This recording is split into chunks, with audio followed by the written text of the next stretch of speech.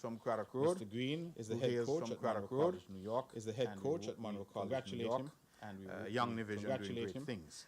Young Let Division me doing also great congratulate things. Miss Let me Shavani also Maynard, congratulate Miss Miss Shavani Shavani Maynard, who She was used to work victorious in in the my Monroe office. College Talent She was Show, victorious which was in the held on Monroe 11th College March. Talent Show, which was held on 11th March. We know she's a great steel pan player.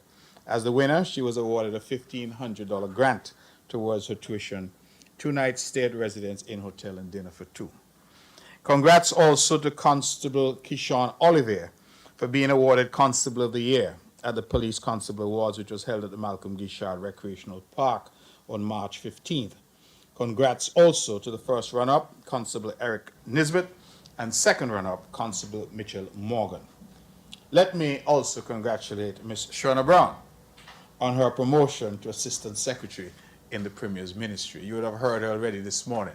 So we say congratulations, Ms. Brown, and we love to see the fact that women continue to make advances in the public service and that they're doing so based on merit, based on their educational capacity, based on their intelligence and intellect, and obviously based on their experience. And so we congratulate Ms. Brown on her new position and wish her all the best in that new position.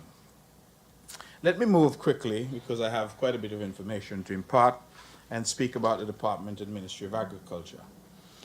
The ministry would have just had, of course, over the weekend, its Agricultural Expo. From all accounts, it went extremely well. I apologize that I could not be there in person. I was, in fact, making my way back to the island of Nevis from Africa. But I'm told it went well, and of course, it was celebrated for its 29th year, celebrated under the theme A New Era, Leveraging Technology for Sustainable and Inclusive Agriculture. I would want to congratulate the Honorable Eric Evelyn, our Deputy Premier and Minister with responsibility for agriculture, and his entire team at Agriculture for successfully staging this event yet again. I'm told the crowds were great and that we had tremendous participation by local farmers and vendors and agro-processors, not just here on the island of Nevis, but we had significant participation from colleagues on St. Kitts as well. And so we say thank you to all who participated, and it appears it was, in fact, an excellent event. In terms of Culturama, let me segue to Culturama. It will be celebrated from July 24th to August 5th this year. On Wednesday the 19th, on the Mark Show, the Culturama 51 promotional video and jingle were released. So they're now out there in the public domain. Registration continues for various events for Culturama 51. I want the press and public to be aware that the Art, Craft and Food Fair, which is very popular, registration will end on Monday, June 16th. Space is limited. And so if you want to be a part of that, which is one of the biggest events for Culturama, we ask that you get registered. Registration ends Monday, June 16th. Soca Monarch, if you're interested in that, registration is going to end Friday, 2nd May. Senior Kaiso registration ends Wednesday, April 30th. Junior Kaiso registration ends Friday, June 13th.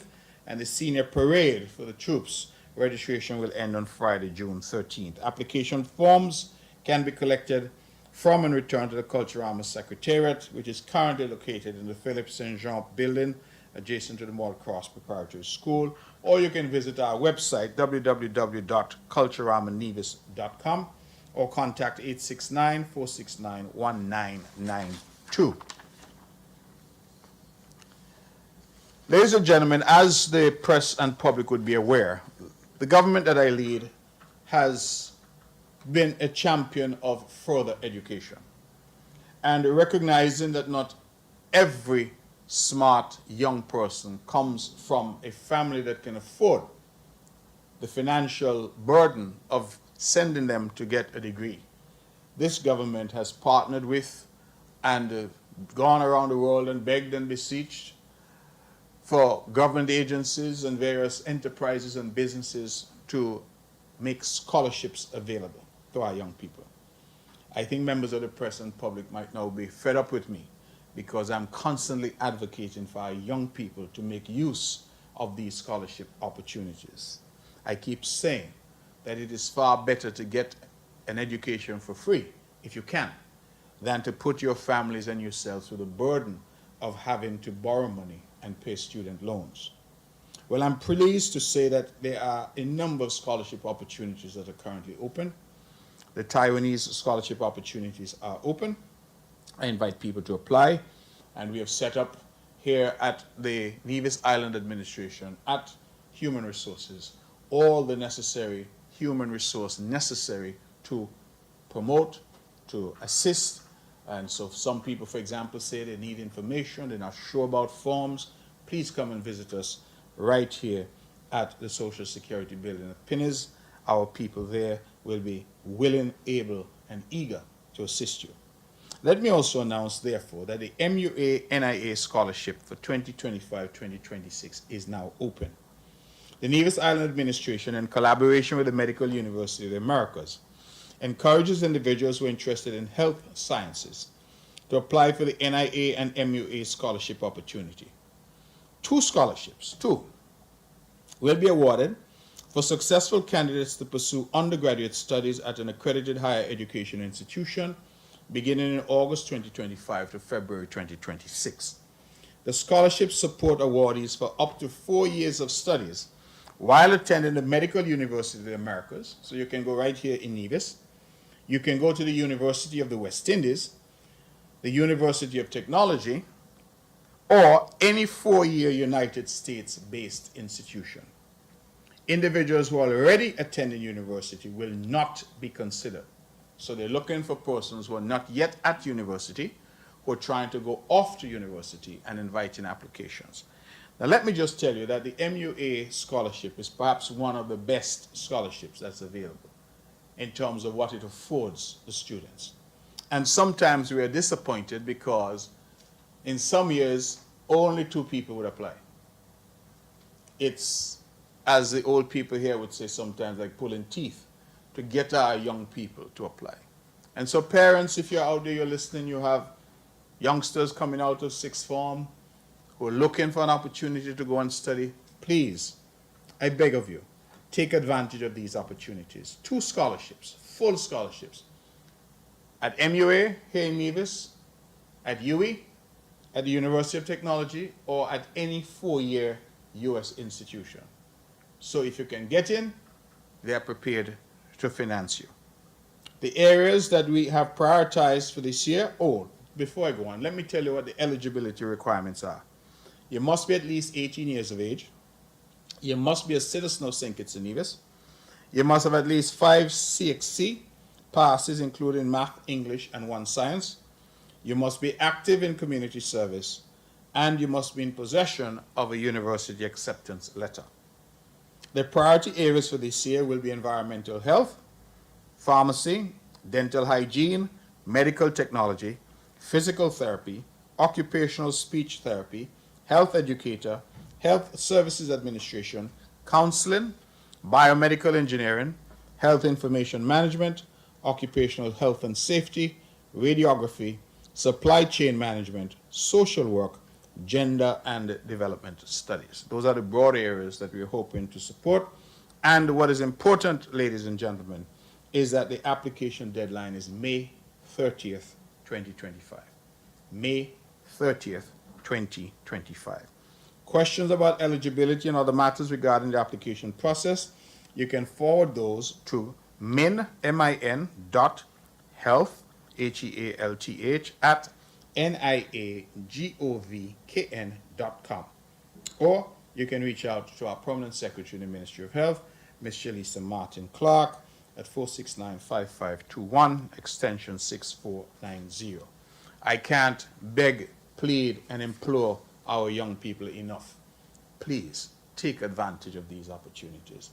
Go off, get an education, get it for free because a scholarship is being offered, and then come back and help us build Nevis.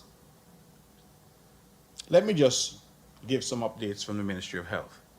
The Ministry of Health's Behavioral Health and Wellness Center, in collaboration with the Taiwan ICDF, would have hosted a mental health literacy training session for education officials on Monday, March 17. The cohort of 29 participants included deputy principals, guidance counselors, education officers, and teachers. Attendees received an overview of the Pan American Health Organization's School Mental Health Literacy Program and were introduced to the topics of oppositional defiant disorder and autism, two conditions commonly observed in our school settings. This training, which is intended to be ongoing, highlighted the shared commitment of both ministries to promoting mental well-being within our schools. So here we have direct collaboration between our Ministry of Health and our Ministry of Education, and of course, our partners from time immemorial, the Taiwan ICDF. In celebration of International Women's Day, which is observed annually on March 7th, the Gender Affairs Department hosted its annual awards ceremony under the theme Empower Her, Your Voice, Her Story. 5 outstanding Division women were recognized. They are Miss Shabana Clark for entrepreneurship, Nurse Lorraine Archibald for community health services, Dr. Curtis Clark for mental health and well-being, Miss Teresia Herbert for environmental and historical conservation, and my dear friend Miss Dawn Kelly, who received the Minister's Award. We extend heartfelt congratulations to them and gratitude for their dedication and long service to the people of Nevis. The department, in collaboration with Dr. Tamara De Angelis and Island Girls Rock, would have hosted a special screening of the M Factor, Shredding the Silence on Menopause, a powerful documentary addressing menopause, and this would have been held on March 16th at NEPAC. Following the screening, a panel discussion featured Chantel Miller, founder of Island Girls Rock, alongside medical and psychological experts delving into the realities of perimenopause. According to Ms. Miller, this event marks the beginning of a meaningful collaboration between Dr. Tamara De Angelis and Island Girls Rock, aimed at building a supportive community for individuals navigating perimenopause, menopause, and postmenopause, as well as their loved ones. A lot of times, members of the press, we don't talk about these things, but they are real. They affect our people. And as we talk about development of our island, and no one left behind, we have to provide the necessary resources and the necessary framework for all of the various issues to be addressed. And I would want to publicly thank Dr. Tamara De Angelis and Island Girls Rock and Ms. Miller for their role in bringing an important topic to the fore in a sensitive way and bringing it in a way that our people can benefit from. In recognition of International Women's Month, the Ministry of Health would have launched a free mammogram screening initiative. Let me go on record to commend the Honorable Janelle Nisbet, our Minister of Health, because this was an initiative that she and her team would have brought to the Cabinet, and it resulted in our wholesale support. Testing is part of what we promote in health here on the island of Nevis. Knowing our status is very important. We know that a lot of diseases that end up killing people can be dealt with if caught early. And so we continue to urge our people to get tested, to see their doctors, to get regular checkups, and we provide ample opportunity. You're always hearing of pop-ups in the square at various events. The health promotion unit is out there almost on a weekly basis in our schools, at the Mondo track, you name it, wherever there's an event on Nevis, we have pop-ups where we're doing checkups, we're doing your blood pressure, we're doing your blood glucose, we're doing all of these because we want our people to know their status.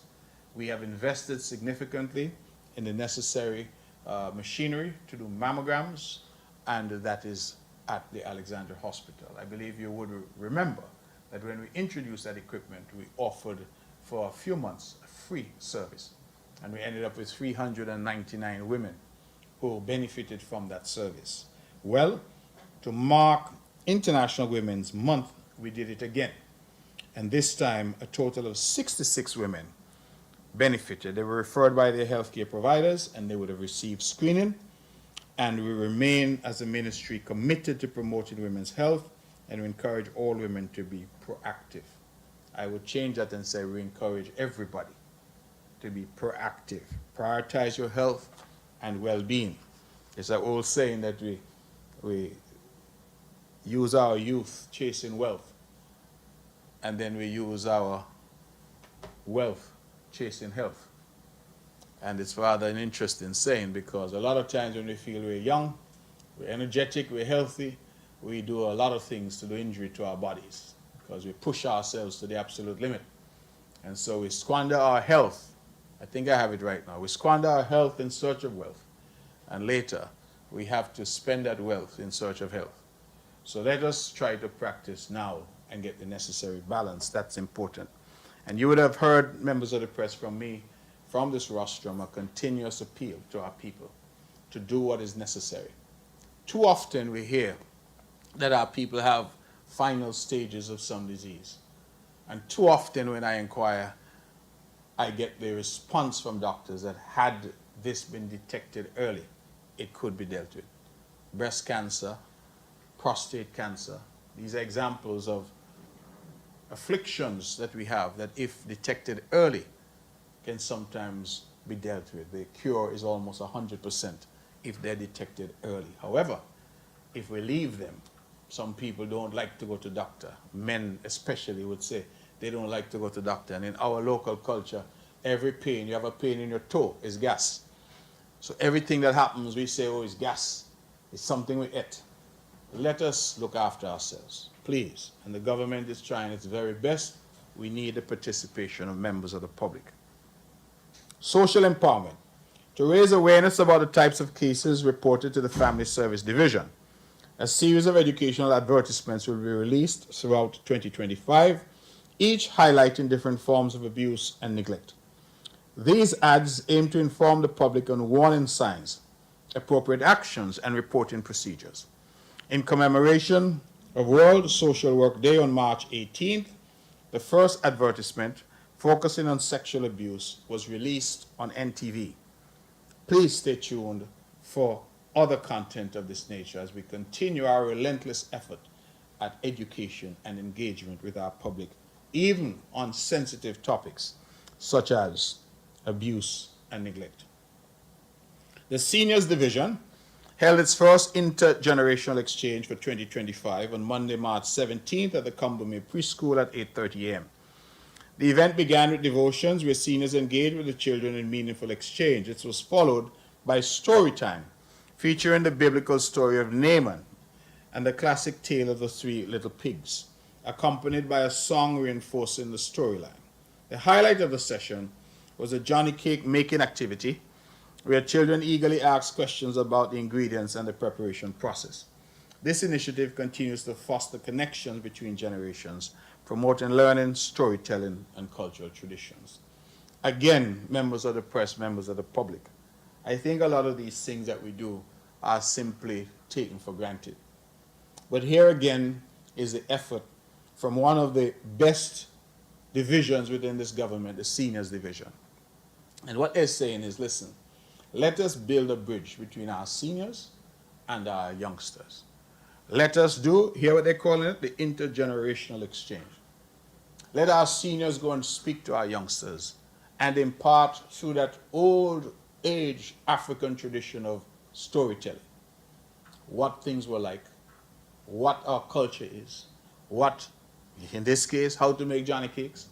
Let us impart that. And I want to commend the forward-thinking persons in our Seniors Division for this type of initiative, because as I said, we tend to look on and take these things for granted.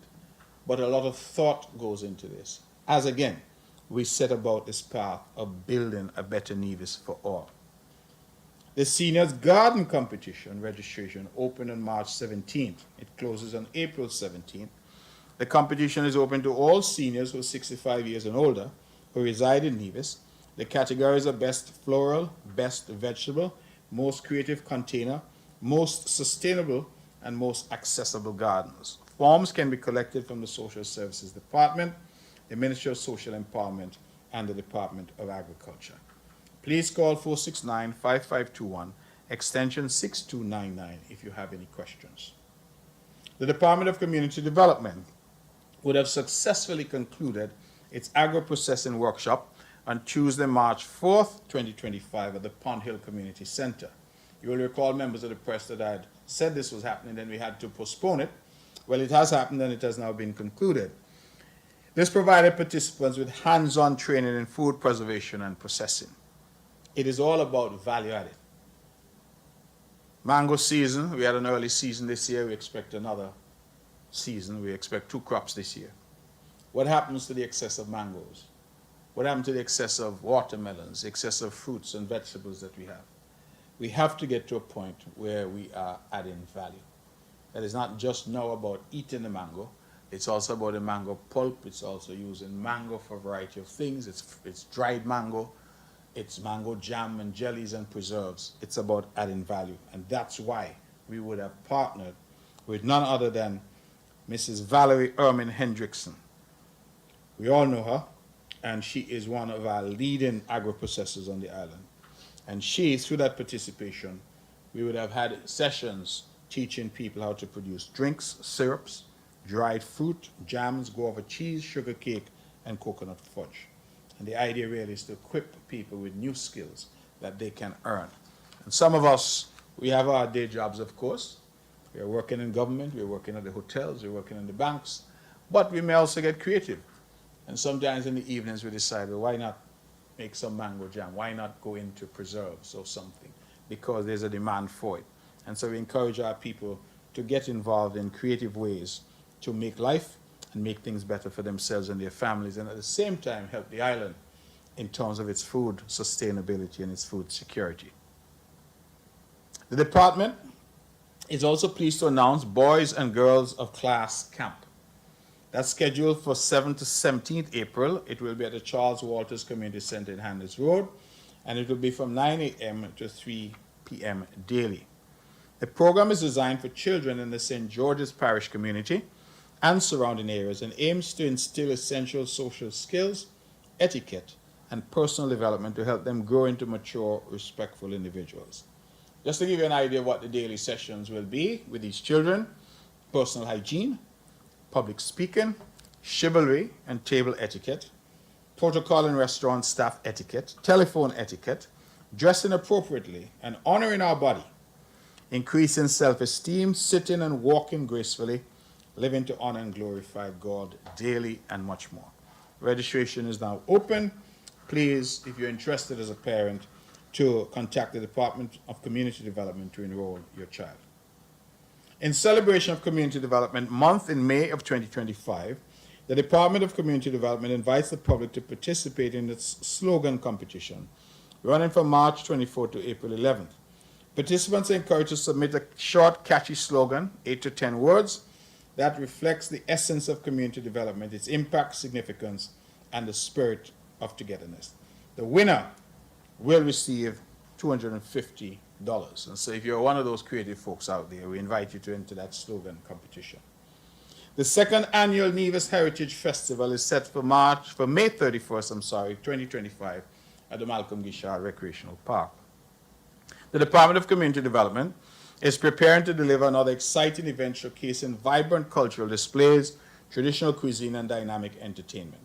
Vendor registration is now open. The department invites vendors and cultural representatives to participate by securing a booth.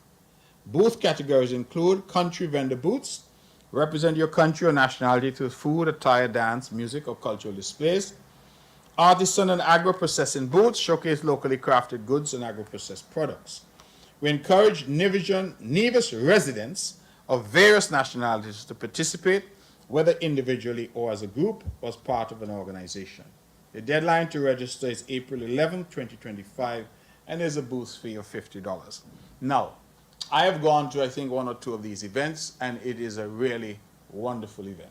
I encourage those who are living here. We know that Nevis has become a melting pot of various nationalities. We have people from the Dominican Republic. We have people from Cuba. We have people from Dominica, from St. Lucia, from St. Vincent, from Grenada. We have Jamaicans. We have Guyanese. And in the Guyanese community, we have the Indo-Guyanese and we have the Afro-Guyanese. And there are some nuances in terms of what they do as well. So there are a number of people here. We have the Caucasians, those who come from America, those who come from different parts of Europe. They're all here. And what we're saying is come together, get a booth, and put on your traditional outfits, cook your traditional foods, and let us have those on offer and on display for all who may attend. It's important that we continue to welcome those of different nationalities to our shows. who have come to help us build Nevis, just as we, in years gone by, left in large numbers to build other islands and other countries. Some around us, some a little farther away. I keep saying that if you go to St. Martin, you go to the US Virgin Islands, the British Virgin Islands. You go off to Anguilla, you go further afield to the United States and Canada and the United Kingdom, you're going to find a lot of people from Nevis.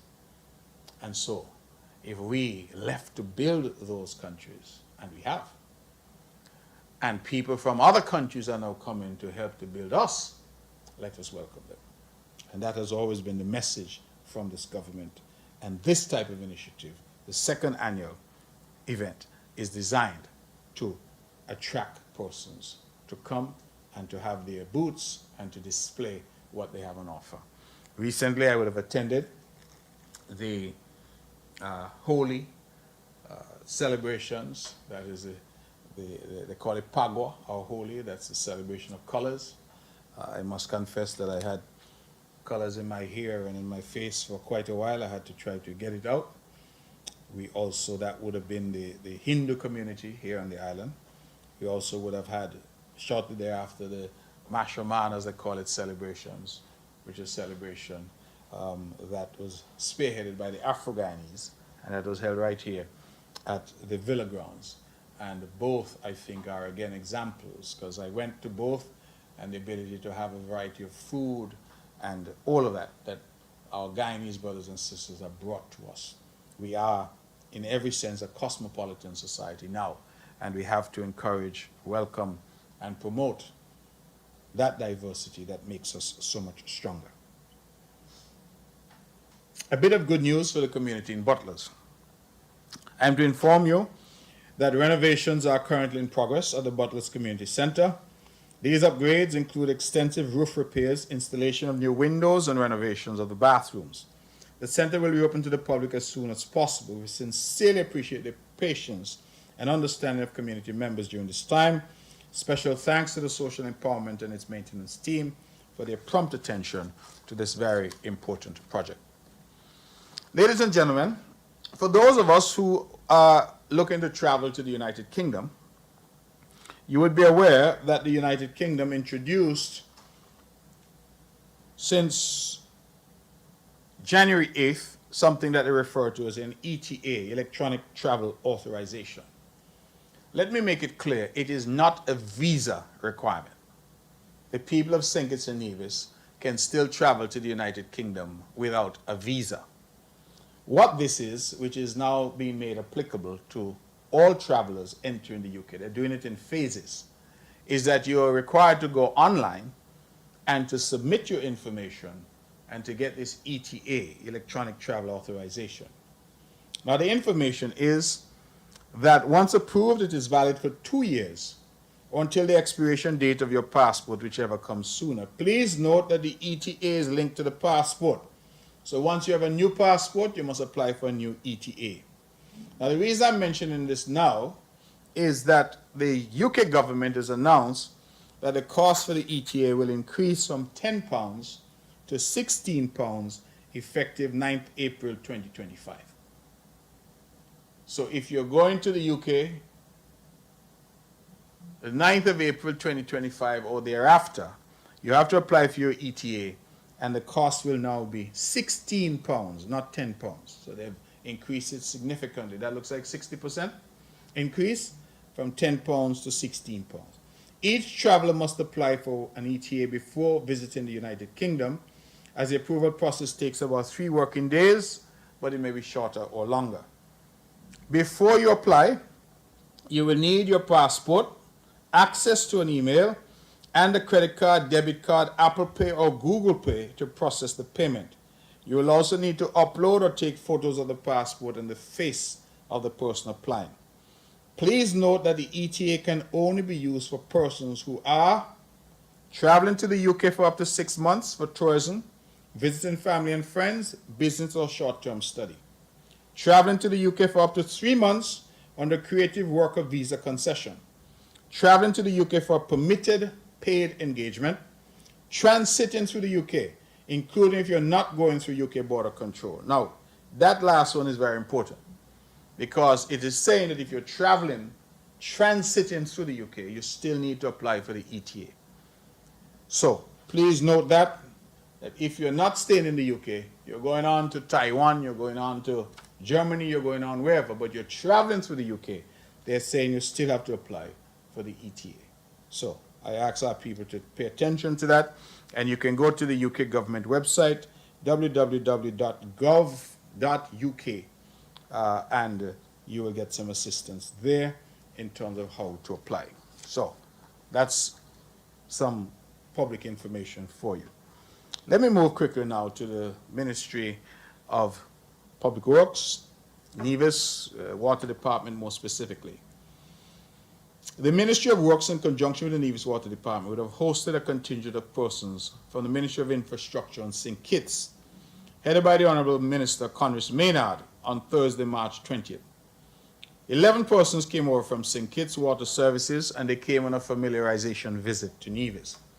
While in Nevis, they would have met with our Minister, the Honourable Spencer Brand, Permanent Secretary Denzel Stanley, Ms. Antonia Mills, the Manager at Nevis Water Department, Mr. Floyd Robinson, our Manager at Water Resource Management Unit, as well as other technical persons within the Water Department. The contingent was shown a demonstration of the SCADA system of the Nevis Water Department, and they would have visited the Hamilton filtration plant, where they were also given a demonstration of the HDPE pipe joint using the butt fusion machine, and was also able to see the glass fused water storage tanks. Finally, they visited the desalination plant in Butlers and were able to see it in operation for a short while. I had announced in a prior press conference that the water from the desal plant in Butlers is already in our system. So we are already benefiting from that desalination plant. Matter of fact, we had one of our wells went down, I think about a month ago, and we did not even recognize or realize, because the water from the desal plant is already being pumped into our system. The press would remember that this desal plant is one of two that had been negotiated some years ago that have now come to fruition, and that were a gift from the United Arab Emirates to the people of St. Kitts and Nevis. I was very pleased that I was the minister who negotiated these two plants. The one here in Nevis is now functional. The one in St. Kitts, I'm told, is to be connected sometime soon. And the visit from our brothers and sisters in St. Kitts was really to see the progress that is being made here in Nevis. The contingent was very impressed with the advances that we have made here on the island in relation to water, and we understand that the St. Kitts Water Services will be using the same HDPE pipes and fusion system on their water projects soon, so the visit proved very insightful for them. We continue to assist our brothers and sisters in St. Kitts, both with manpower and with equipment, as they build out their infrastructure. I know, for example, that our technical teams from our water department and our butt fusion machine have been pressed into use in St. Kitts to assist them in moving their water program forward. And we are happy that we're in a position to assist St. Kitts. That we're in that position is largely due to the investment that the NIA would have made over the years, both in machinery and in training. We have invested in terms of public works to the point where our public works technical teams have been going to St. Kitts to assist in road construction in St. Kitts. We have invested in equipment at public works, brand new equipment, that too, pavers, milling machines, those two have been loaned to St. Kitts to assist them. And in water, we have lent our butt fusion machine and our staff to assist as well. So this is collaboration. This is what it looks like and feels like. And I'm hopeful that the people of St. Kitts will benefit from this collaboration in terms of better water, better roads. This is what we're here to do. But again, I emphasize that this has only been possible because this government in Nevis has over the years invested significantly in new equipment, new machinery, and in training of our people. Public Works Department has been hard at work. They have been doing some work at the supply office in Pinnes, replacing old galvanized on the supply office warehouse, building concrete block base to hold 3 40-foot containers along with electrical wiring. And we have also done some renovation and retrofitting of the interior of the old water department office spaces in Charlestown.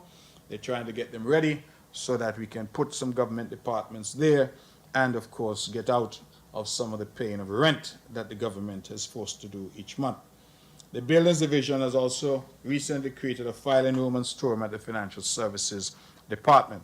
The Department of Roads and Bridges, we have the Department Roads and Bridges Division, has been busy conducting road maintenance and patching works throughout the island.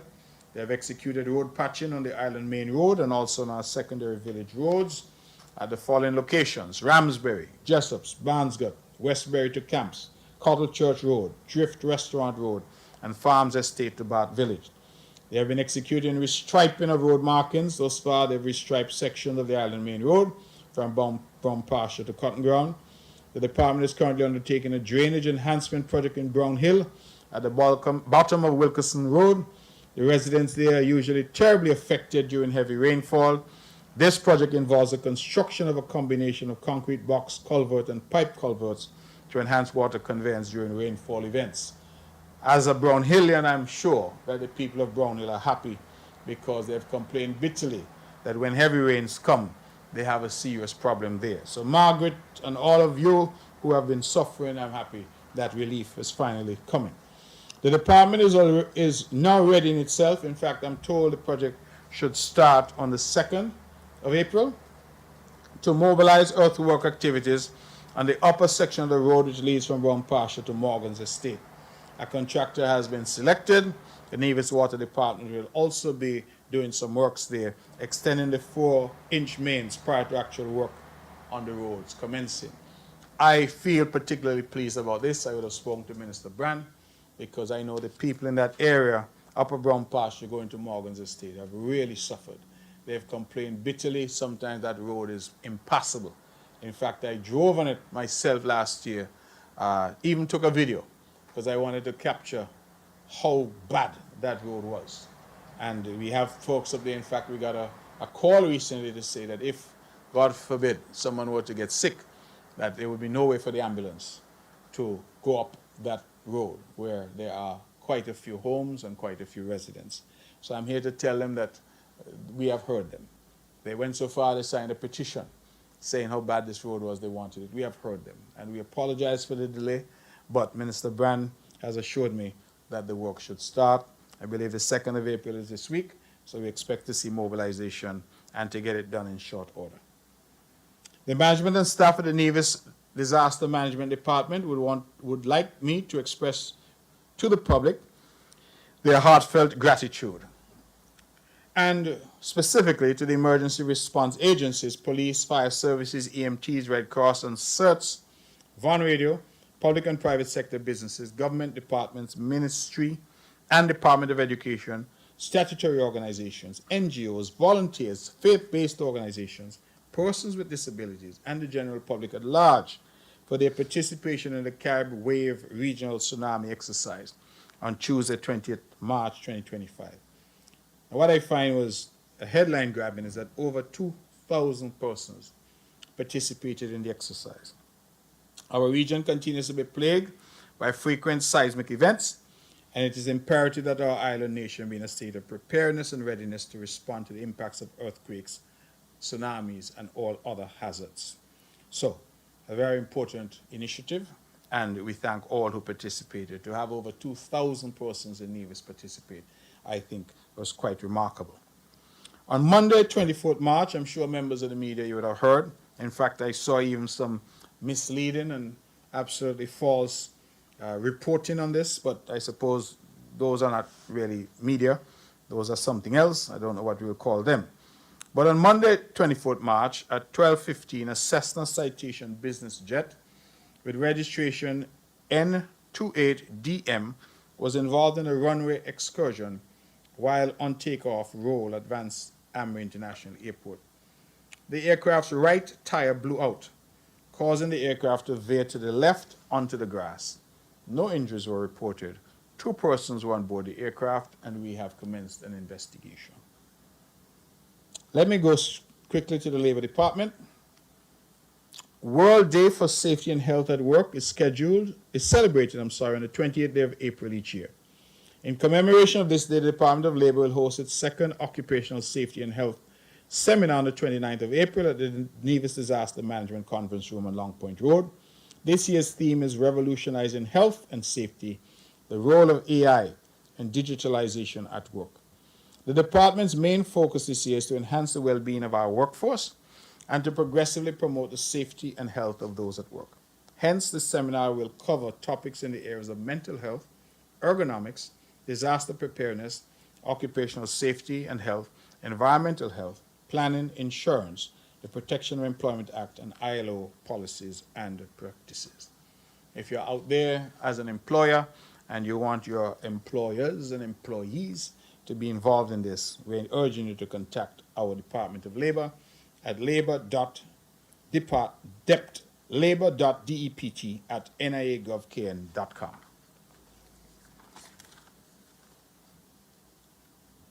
Moving to the critical area of tourism. St. Kitts and Nevis Restaurant Week, the theme has now been revealed, and that theme ingredient has been revealed, and that themed ingredient is tamarind. So Restaurant Week 2025 will run from 17 to 27 July, so you'll hear much more about this as we go, but over 24 restaurants from Nevis have already signed up to participate, and we encourage other restaurants to get on board. The themed ingredient is tamarind. I'm also pleased to say that through our Nevis Tourism Authority, we've continued our efforts at promoting this island, and we have just come back from a road show in the United States where we would have partnered with the St. Kitts Tourism Authority, and that road show would have been in the northeastern United States. Members of the NTA partnered with members of the SKTA to engage over 250 travel advisors, educating them on our destination and all the offerings we have. The team visited Providence, Rhode Island, New York City, Summit, New Jersey, and Tyson's Corner, Virginia.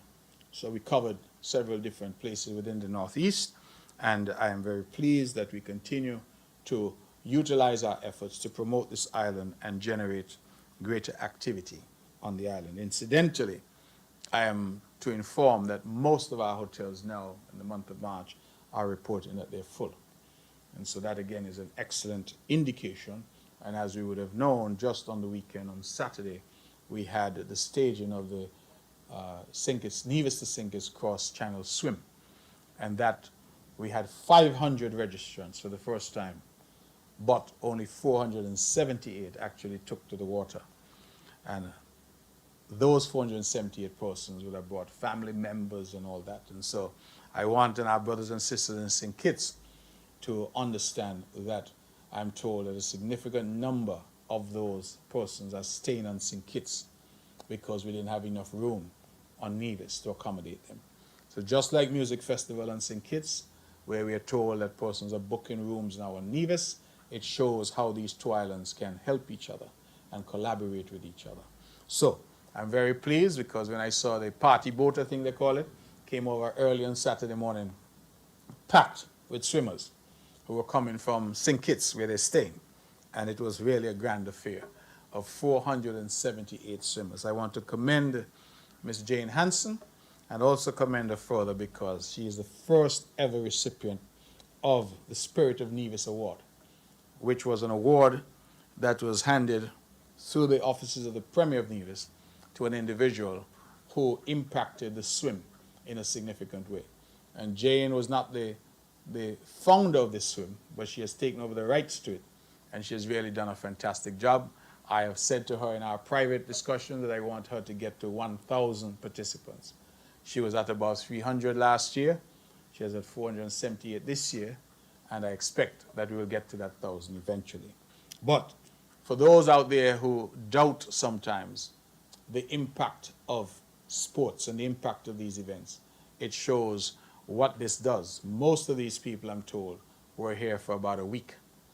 So they came in advance of the swim. Some of them did practice swims, and then they would have now done the swim, and some are staying on for a few days. So this swim, which would have had nearly 500 people, clearly was an economic boon for the island of Nevis and also for the island of St. Kitts. Both islands would have benefited significantly, and we hope that this iconic event will become a global bucket list event for swimmers across the globe. People who want to try this event, swimming from one island to the next. It's a very unusual event. It stands out globally, and it is something that I really feel Nevis needs to push more, and St. Kitts as well, because it benefits both islands. The Nevis Mango Festival, everybody's talking about mango. Well, that is scheduled to run from the 4th to the 6th of July this year. And I'm very excited to announce that the chef who is going to spearhead events for us, every year we get an international chef in. Well, the chef this year is Bryant Terry, B-R-Y-A-N-T, Bryant Terry. He's this year's headline chef. He's an African-American vegan chef, food justice activist, and author. He has written 4 vegan cookbooks, and he co-wrote a book about organic eating. He won a 2015 James Beard Foundation Leadership Award for his food justice work. He's known for his work in promoting a more healthy, and sustainable world. In 2021, he was awarded an NAACP Image Award for his book, Vegetable Kingdom, which received a starred review from Publishers Weekly. And so we welcome, certainly, our principal chef, our featured chef for this year's Mango Festival, Mr. Bryant Terry. The Ministry of Tourism Nevis, in collaboration with the Nevis Tourism Authority, will be hosting a Tourism Awareness Month, dubbed Exposition Nevis, from April 25th to May 31st this year, under the theme Tourism and Sustainable Transformation. The calendar of events, lots of events. We'll have a launch at DR Waldron Plaza on Friday, 25th April, Heritage Village Life on 2nd of May at the Heritage Village. We'll have a church service at the St. George's Anglican Church on the 4th of May, Tourism Radio Quiz, Jessup Seafood Fiesta, local Tourism Youth Congress, from which we select the local youth minister of tourism. And we know last year that youth went on to win the regional competition. We are very, very proud of that. And so we hope definitely that that will repeat itself this year. We have hospitality immersion for primary and secondary school students. They go at various dates to various hotels and restaurants and spend time there. We have the entrepreneurship training workshop, New River Community Day, wellness fair at the Bath Hot Springs. Members of the press, I think we should all go to that one. Wellness fair at Bath Hot Springs. And then we have Know Your Island, scenic island tours and lunch. And then Greg Phillips' local cuisine night at Passions in the heart of Cox. And so, as we say, tourism is everybody's business. We're taking tourism into the nooks and crannies and all the communities, the highways and byways of the island of Nevis. Let me move forward quickly to the Ministry of Education, Library Services, Information Technology, Youth and Sports. On the 21st of March, 8 secondary school students from the 3 secondary schools on Nevis participated in the Medical School Immersion Program this year. The program is an ongoing collaboration between the Medical University of the Americas, MUA, and the Department of Education, where secondary science students are given the opportunity to spend a day on campus at MUA and interact with the staff and students there. The last such event would have taken place in 2023. There was a short hiatus, but we are now back. They are allowed at the MUA facility. They go to the labs, they dine and interact with medical students. The program is part of a continued partnership with MUA, and discussions are now focused on how the program can be expanded to include activities like exchanges with the MUA student and science teachers, having the medical students tutor and teach certain science topics in our schools. The program is just one of many ways that MUA partners with the Nevis Island Administration to make a meaningful contribution. Obviously, I would have told you earlier about the MUA scholarships that are now open. The schools in Nevis would also have combined with colleagues in St. Kitts in observing National Anti-Crime and Violence Day on March 11th. On this day, called the Day of Interruption, schools interrupted their regular timetable to engage in activities aimed at promoting peaceful alternatives for conflict resolution and reinforcing the importance of fostering a culture of nonviolence. Activities range from special assemblies, special talks, song, drama, and poetry presentations centered on the theme for the day. All primary and secondary schools on Nevis would have participated, and this was following upon a similar event on St. Kitts. I want to thank the Honorable Prime Minister, and I believe the lead on this has been Senator Iselin Phillip in relation to this day of interruption, and we are, I believe, seeing some early, very early signs that these types of initiatives, if sustained, can lead us to a much more peaceful and stable St. Kitts and Nevis. Digital literacy training with Macmillan Publishers. As part of the continued focus on STEM education, the Department of Education embarked on improving the digital literacy guide for our schools. To support this process, the department has partnered with Macmillan Education and Digital Schoolhouse to implement a pilot program which introduces max computing digital literacy into our public primary schools in Nevis. The program is being piloted at the Charlestown, St. Thomas's, Joyce and Liebert and Elizabeth Pemberton primary schools. The program aligns with ongoing efforts to update the curriculum for primary school computer digital literacy classes. On 17 to 18 March, facilitators from Macmillan were on island to conduct a two-day in-person training session with our computer teachers. The session was part of the professional development component of the program that began with virtual sessions with the teachers. All primary schools computer teachers were able to benefit from the training. Let me speak briefly to the Leeward Islands debating competition. That would have happened in St. Martin between March 5th to 10th. Our Team Nevis, participated in debate 3 on night 2 of the event. Of course, we were the defending champions. We opposed the moot. Parental leave should be equal for both mothers and fathers. We were represented by Jaron Webb and Shamir Thompson. Unfortunately, we were unsuccessful in advancing to the finals, but of course I extend heartiest congratulations to young Master Webb and Miss Thompson. Other members of the team should also be congratulated: Kalia Huggins Simmons, Tijanique Hunkins, Loshelle Herbert, and Kijari Huggins. We also use the opportunity to thank the students who went to support, teachers, of course, members of the community who supported the team in any way, including financially. And we look forward to your continued support, because guess what? Nevis will be hosting the Leeward Islands debating competition in 2026. And so we expect that Team Nevis is going to come back strong as ever in Nevis in 2026. Ross University would have hosted their annual scholarship award ceremony at the school on March 13th.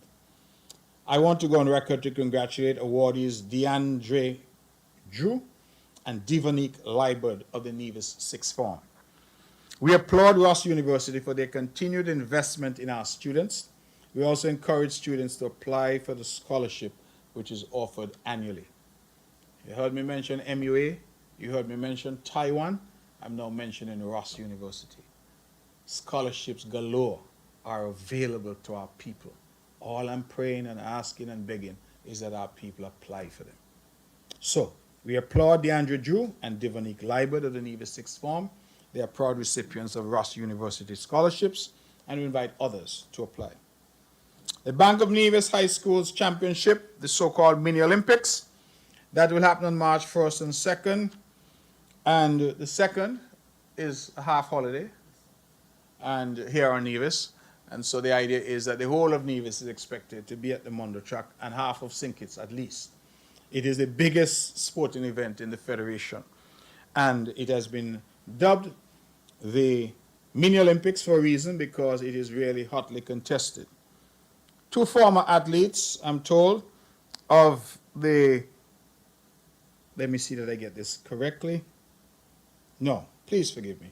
March 1st and 2nd was the Bank of Nevis High School's Championship. I'm getting ahead of myself. And that was already staged, of course, and that was under the patronage of Miss Makita Challenger and Mr. McClevin Watkins Jr. The schools that were represented there were defending champions Charleston Secondary, then we had the Gingerland Secondary, Nevis International Secondary, which combined with Immaculate Conception from St. Kitts, and then we had a special invited school, which was the Albina Lake Hodge Comprehensive School out of Anguilla. The Charleston Secondary School emerged the winners with 46 gold, 52 silver, and bronze medals. Gingerland Secondary School secured the second spot with 32 gold medals, 24 silver, 30 bronze. And we extend commendations to the Albina Lake Hodge Comprehensive School. They got 9 gold medals, 3 silver and 13 bronze. NISS and ICCS combined got 3 silver and 5 bronze. Thank you to our corporate partners, the Bank of Nevis Limited, for their continued contribution to the development of our student athletes. We also, of course, commend all the official staff and volunteers who contributed to the success of the event. And I commend the Honorable Troy Liebert, our Minister with responsibility for sport and youth. It was he and his team who had the idea to invite Anguilla to come. And I'm told the Anguillans were quite happy to come because, guess what? There's no Mondo track, there's no facility in Anguilla. So Anguilla is where we used to be, having their athletes having to practice and run on grass tracks or on dirt tracks. That's what we used to have here in Nevis. Our children used to run up there at ETW Park on dirt, and up there at Swamp, and at all the other grounds around the island on dirt and grass. I say dirt because if there's no rain, it will be dirt. If there's rain, then we get a little grass. But we all know that that is not the best preparation for our athletes. And sometimes for many of them, the transition from that to running on a proper surface was difficult to make. Compare that, for example, to their peers on St. Kitts, who for years have been running on a proper surface, practicing on a proper surface. And so Nevis invested in that Mondo facility, and we are now in a position where we could invite Anguilla to come and for their athletes to use our facility and to run on a proper facility here. Incidentally, as I made my own investigations, I realized that even large countries, relatively large countries compared to us, like Dominica, do not have a facility either. So Nevis has really punched and continues to punch well above its weight. And again, I know we take a lot of these things for granted, but certainly that move was quite visionary on our part, to the point where we have not one, but 2 facilities in the Federation to allow our athletes an opportunity to develop and to use a proper surface for their development.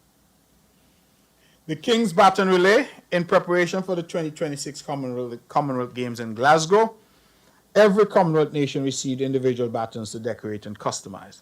The baton made its way to Nevis on March 19th.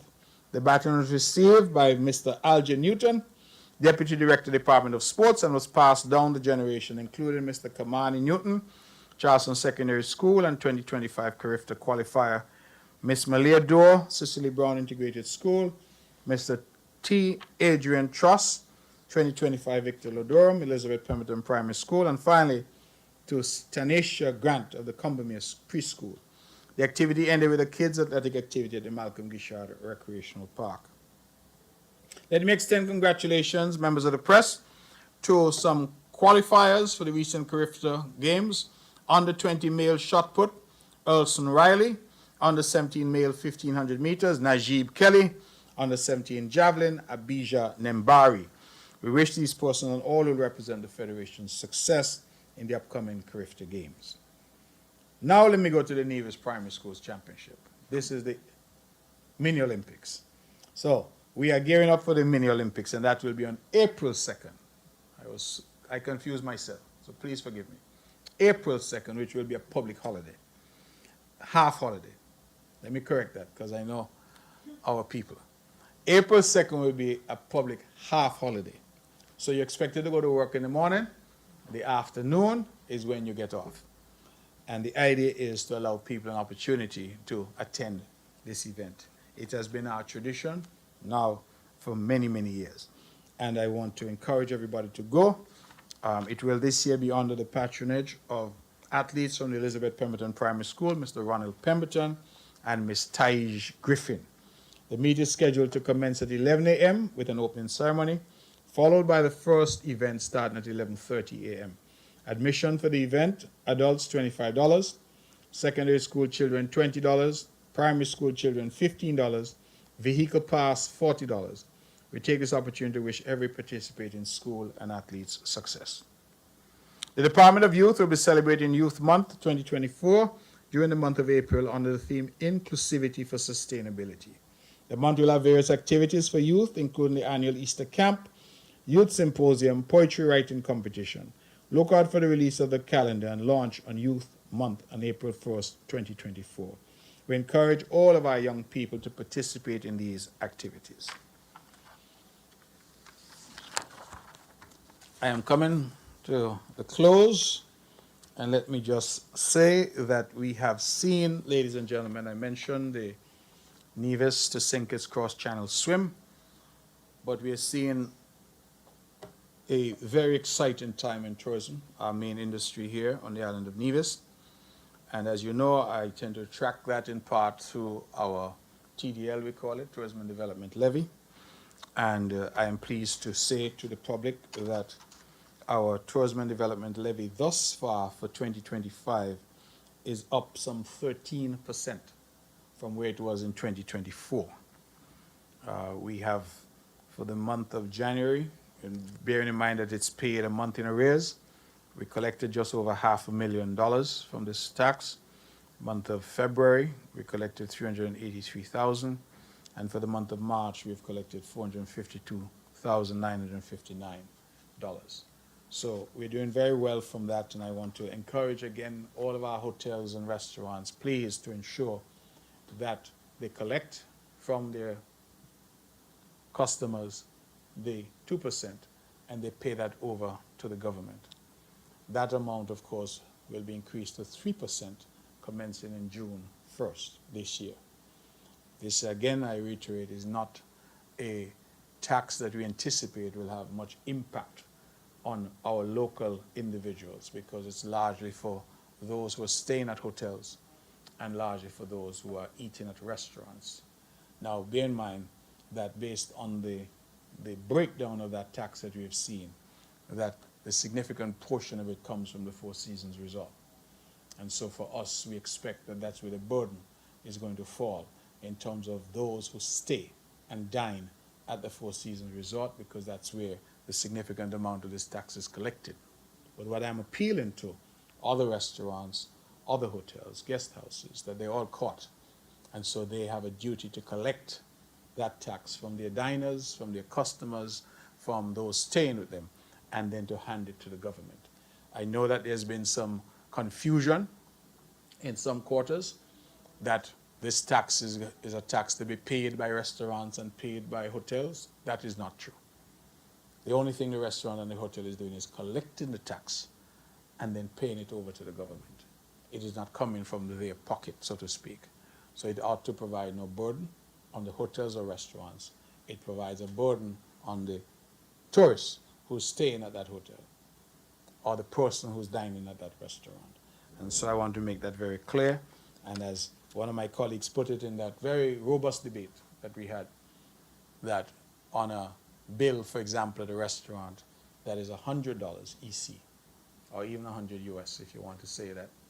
But let us use EC, 100 EC dollars. Then at this point you would pay $2 in terms of TDL. And after the increase you would pay $3. So your increase would be 1 EC dollar.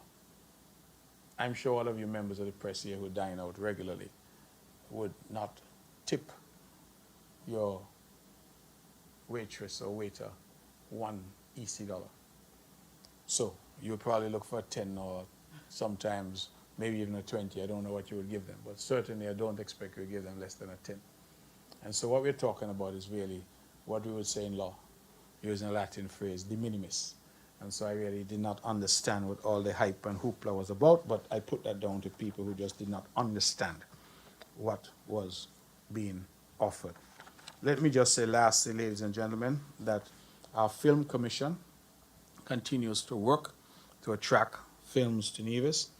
And we are this week welcoming Chuck and Bree West of OCTET Productions. They're based in Maryland, and they're coming on a film scouting mission to the island of Nevis. The Wests have both had many years of experience in production industry independently, and they formed OCTET in 2015. Their most recent project was a Wesley South African Christmas for BET, Black Entertainment Television. They also won an award at the Essence Film Festival. Bree West was a co-executive producer of a Lifetime biopic of Wanda Durant, the mother of NBA star Kevin Durant. Last week they appeared in a lifestyle piece in the New York Times, and we are very excited to have them visit our shows as we continue to build out our film industry in Nevis. They are looking to shoot a romantic comedy this summer and will be on island to meet with local crew, screen, test talent, as well as to identify locations for the film shoot. So from this rostrum, I extend my thanks to Chuck and Bree West of Octet Productions based in Maryland and welcome them to our beautiful island of Nevis. I will leave it there and invite any questions that you may have for me. Thank you.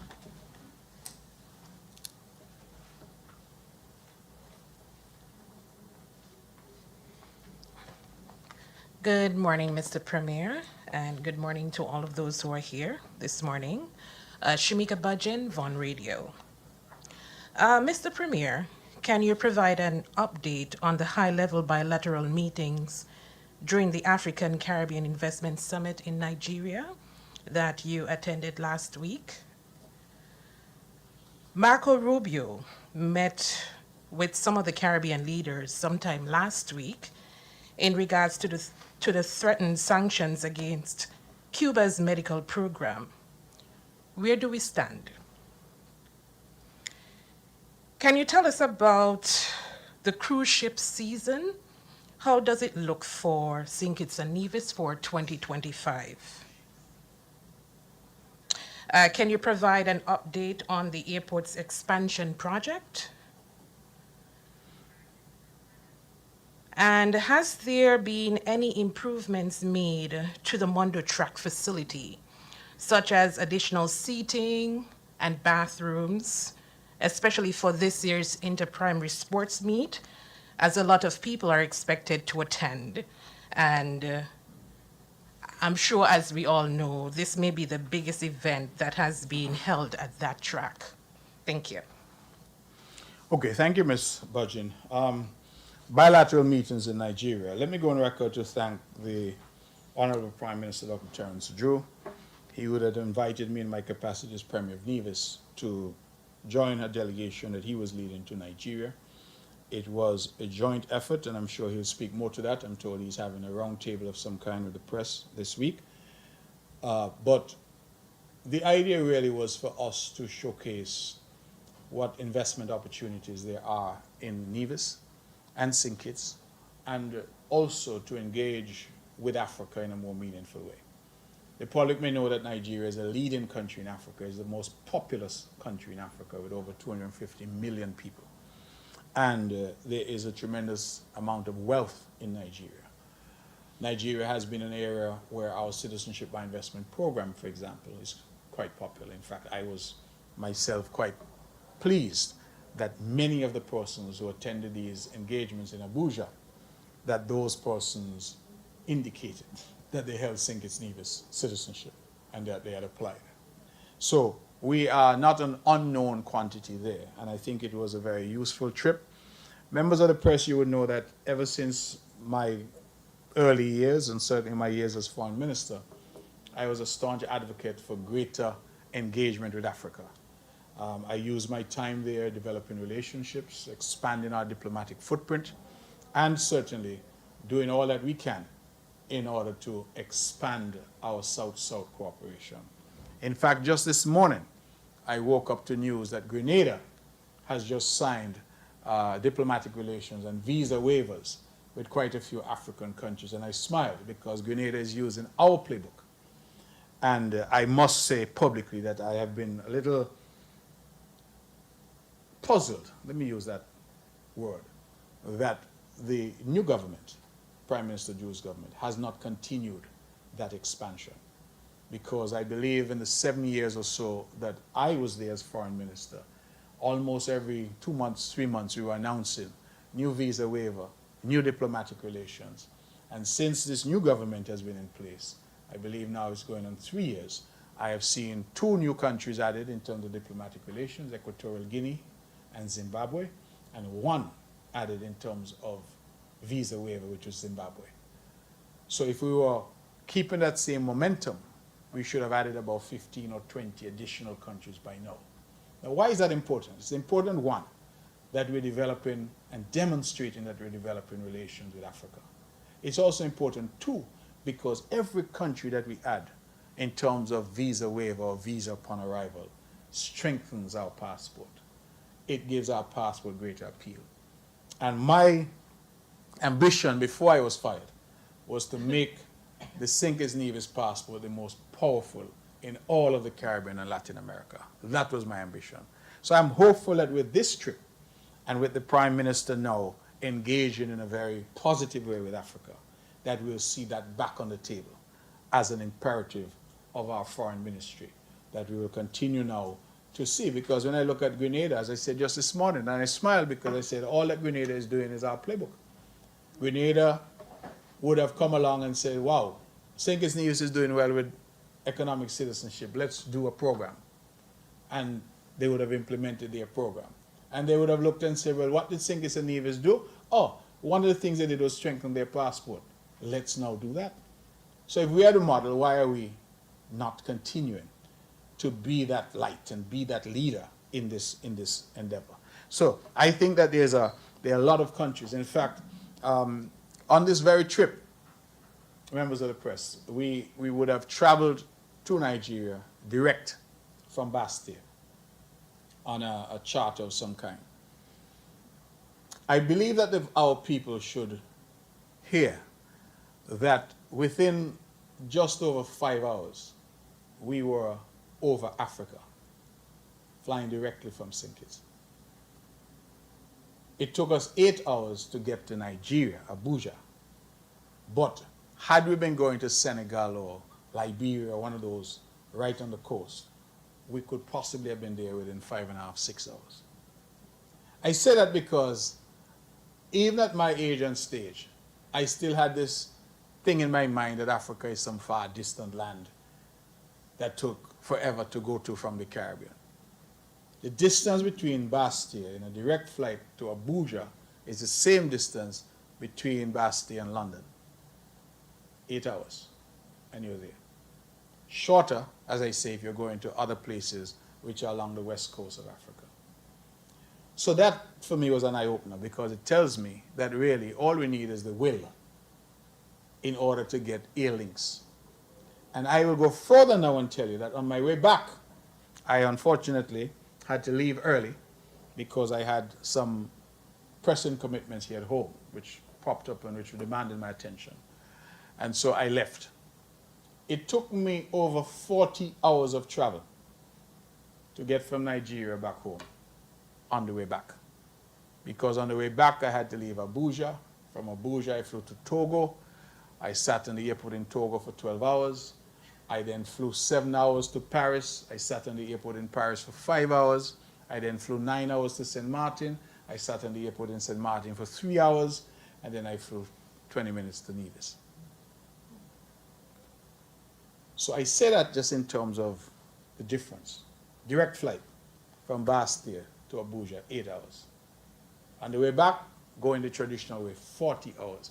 Reflect, if you will, if you are a tourist traveling with your family, say you want to come to the Four Seasons or the Park Hyatt on holiday, would you be willing to travel 40 hours, sit down on the airports for 12 hours to get here? Probably not.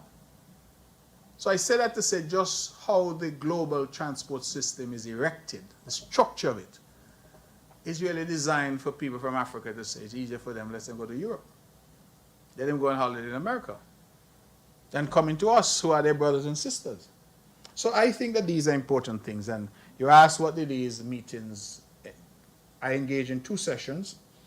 I spoke first of all on the issue of geothermal energy development. And that was very well received. Of course, Nigeria has a proud tradition in terms of energy, but their energy is largely fossil fuel energy. They are blessed with large amounts of oil. And then the second session that I engaged in was one which talked about tourism and aviation, especially.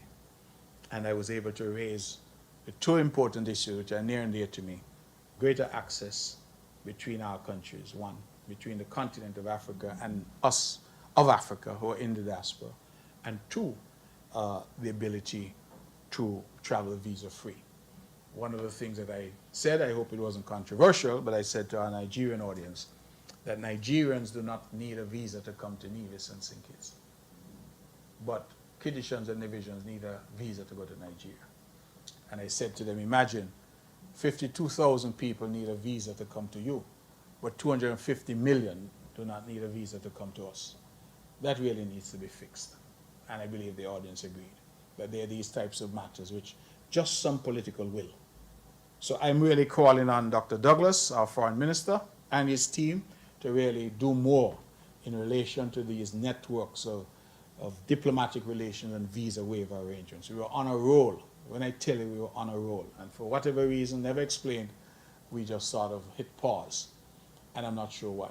And it tells the tale because, as I said, in 3 years, we've only added Zimbabwe as a visa waiver country. But I say all that to say that there was another Caribbean national on the delegation, somebody from the chamber in St. Kitts.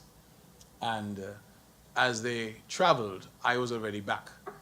But there was this, I gathered there was some difficulty in Togo. So I said, what do you mean difficulty in Togo? Why? I traveled through Togo 2 days prior and had no issue. But it turns out that because this Caribbean national had a different passport, she needed a visa to go to Togo. But St. Kitts Nevis, because in 2019 we had negotiated visa-free access to Togo. So we were welcome, but our Caribbean sister had a difficulty, so they had to sort that out. I say that just to say that just in terms of ordinary travel, this visa waiver situation, and I remember, you know, when we were adding some of these countries, our local people were saying, oh, nobody wants to go and place there. But here we are, coming through Togo airport, and Kittitians and Nevisians were able to sail through because we do not require a visa. So that's important. So those were the discussions that I had. As I said, I left early, but I do know that the Prime Minister and his team, based on reports that I've seen, had a number of other engagements after my departure. Secretary of State Marco Rubio came. I think his coming was very important. As you may know, Ms. Budgen, I've been an advocate for us to respond to the United States, not emotionally, but intelligently.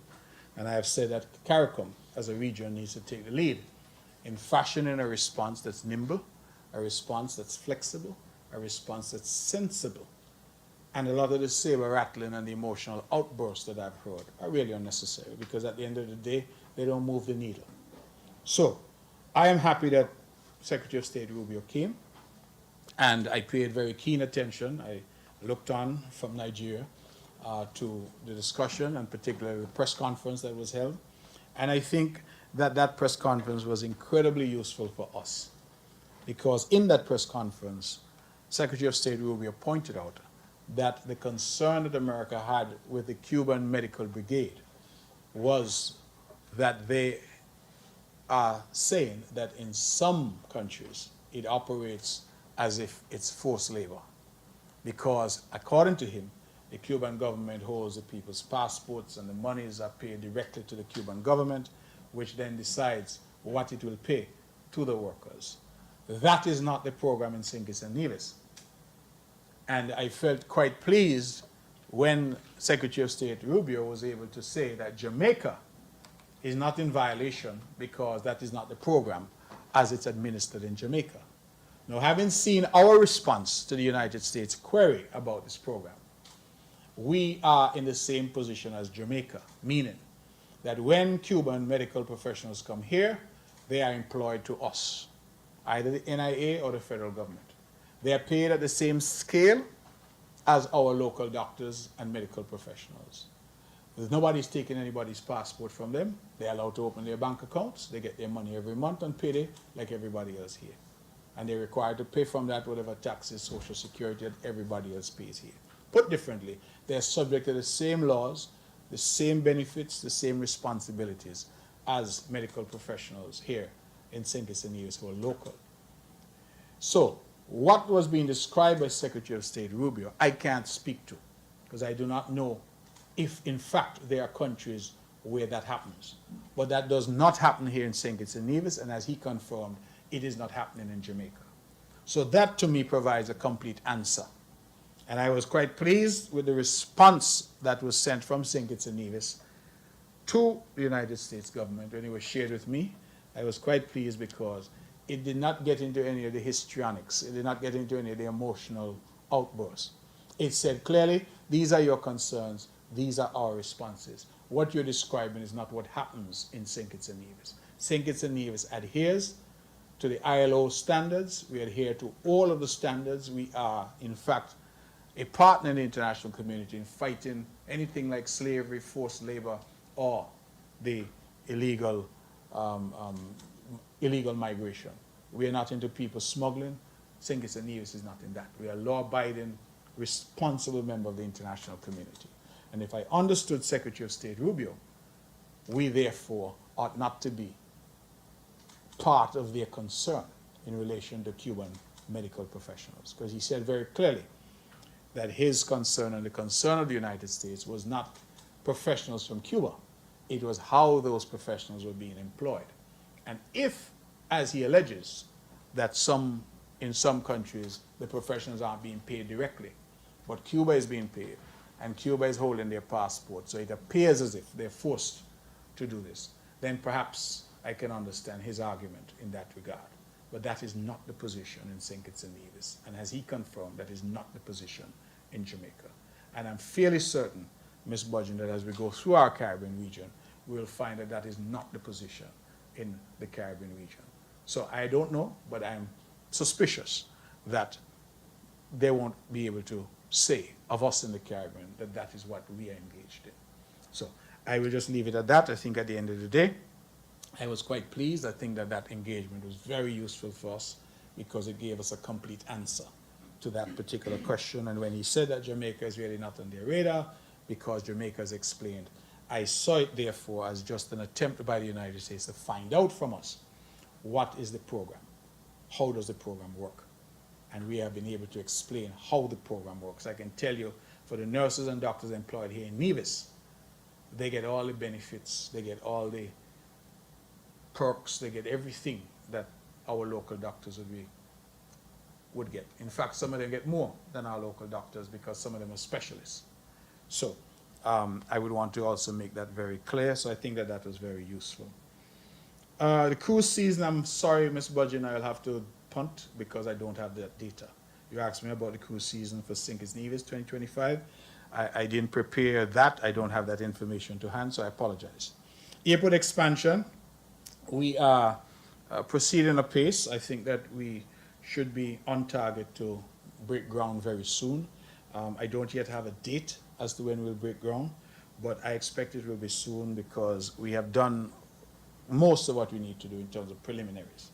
The last item left is really to pay landowners. We have been held up because of some technical issues with the bank, the St. Kitts Nevis Anguilla National Bank, but I was told just last week that everything that needed to be done has now been finally done. So I'm anticipating that we will be able to draw down and pay out, and thereafter we hope to move in terms of securing the site and doing the necessaries there. So we expect that that project is going to kick off. The estimated time is 18 months to completion. So we are really hopeful that by the end of next year, start of the tourism season next year, we'll have a brand new facility there. Improvements to the Mondo track. We have not done anything major. We have done improvements over time. I think that there's some new buildings that have been put up for the media. I think they've erected a viewing stand, a sort of VIP area. No additional seatings have been added as yet. You say, as we anticipate, but I smiled when you asked the question because it's an event that's an annual event. So it's not a new event for us. In fact, I think it's over 30 years old. So the government knows what to expect because we've done this event many times before, and we are confident that the facility there at Mondo can accommodate all those who are coming to attend this event. We expect, of course, as I say, that all of Nevis and half of St. Kitts are going to be there. We're confident that we can accommodate them. Some will be seated, some will have to stand because there are areas there for them to stand as well. But the event has always been a great event, and we anticipate that it will be a great event this year as well.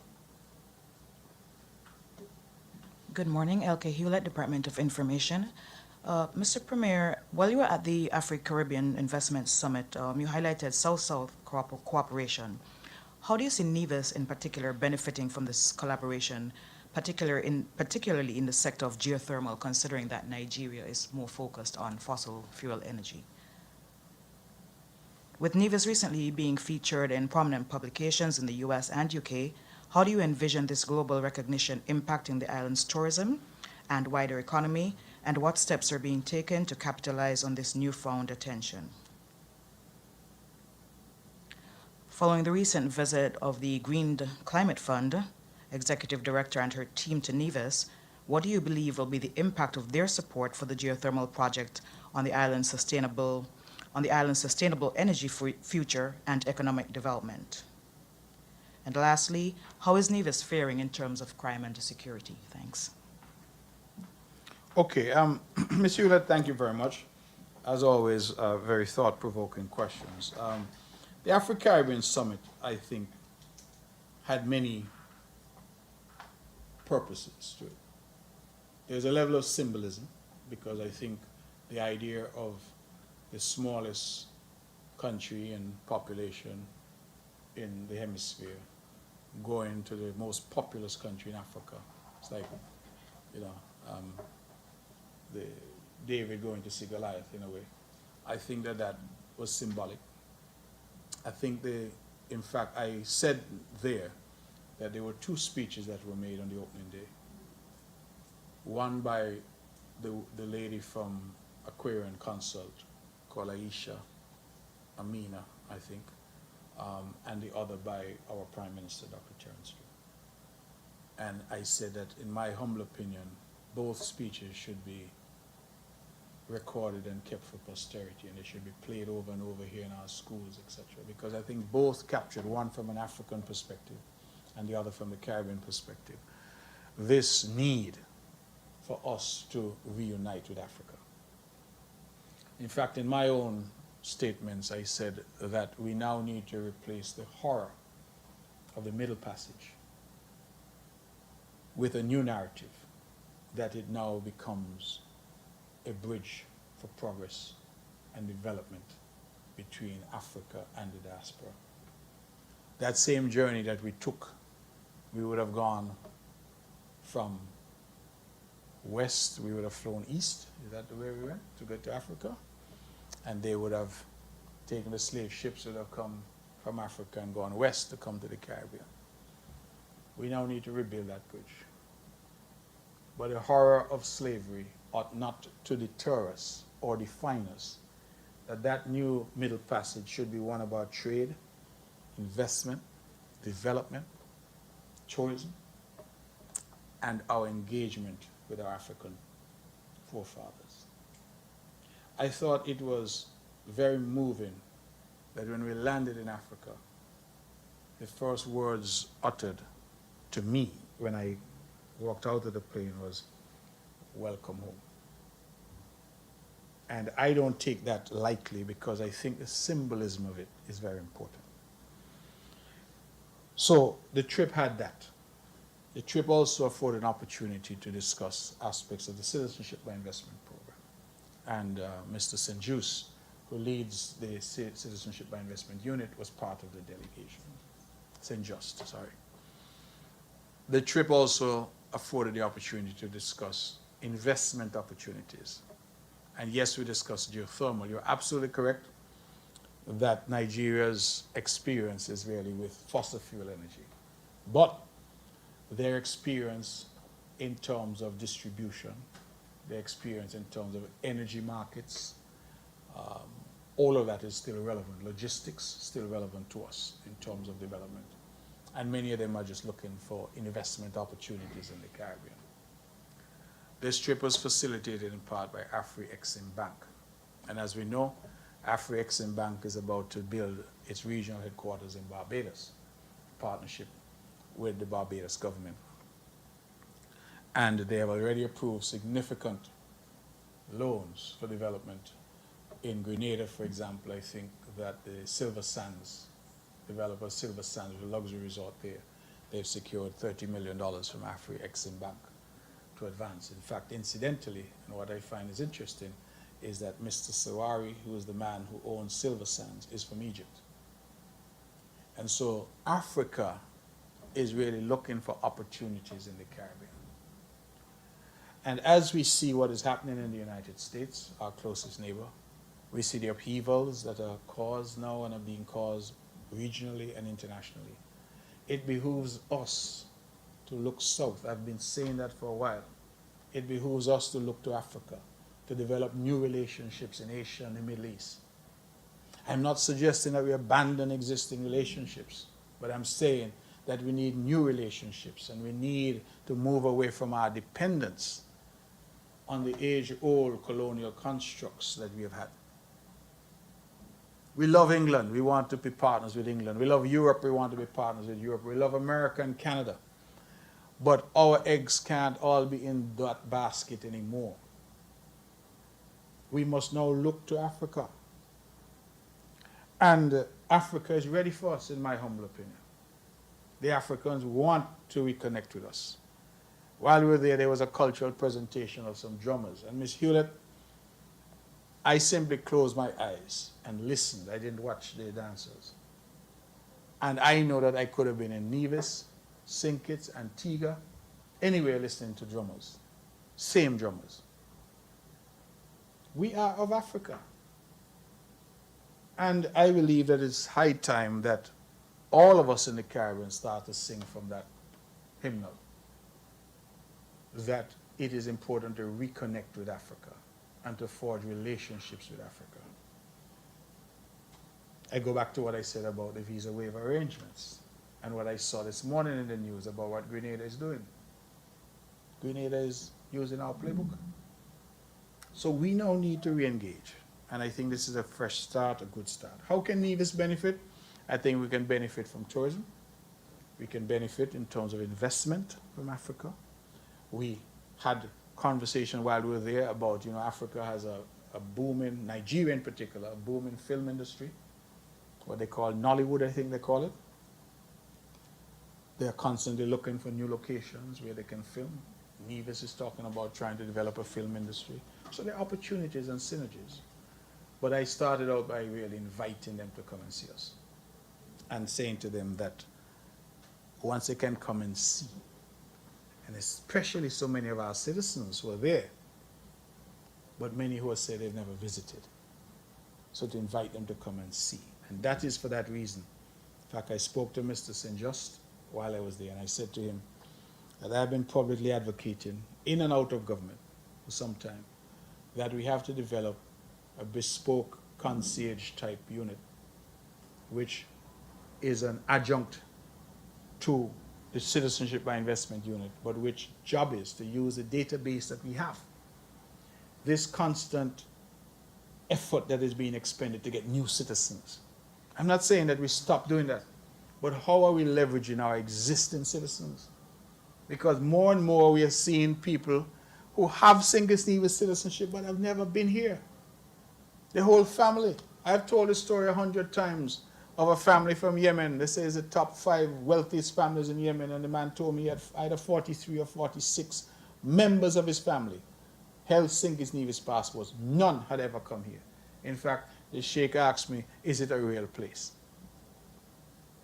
We're losing out because we keep looking for the next applicant and not realizing that the existing pool, let us say that pool is 50,000 people. Just let us say. If we had a system where we send out regular newsletters, regular updates, these are the investment opportunities. Music festival is coming. Carnival is coming. The hospital needs equipment. We're asking people to donate. One of the Nigerian chaps told me that he owns a unit in St. Nevis, but he has never come.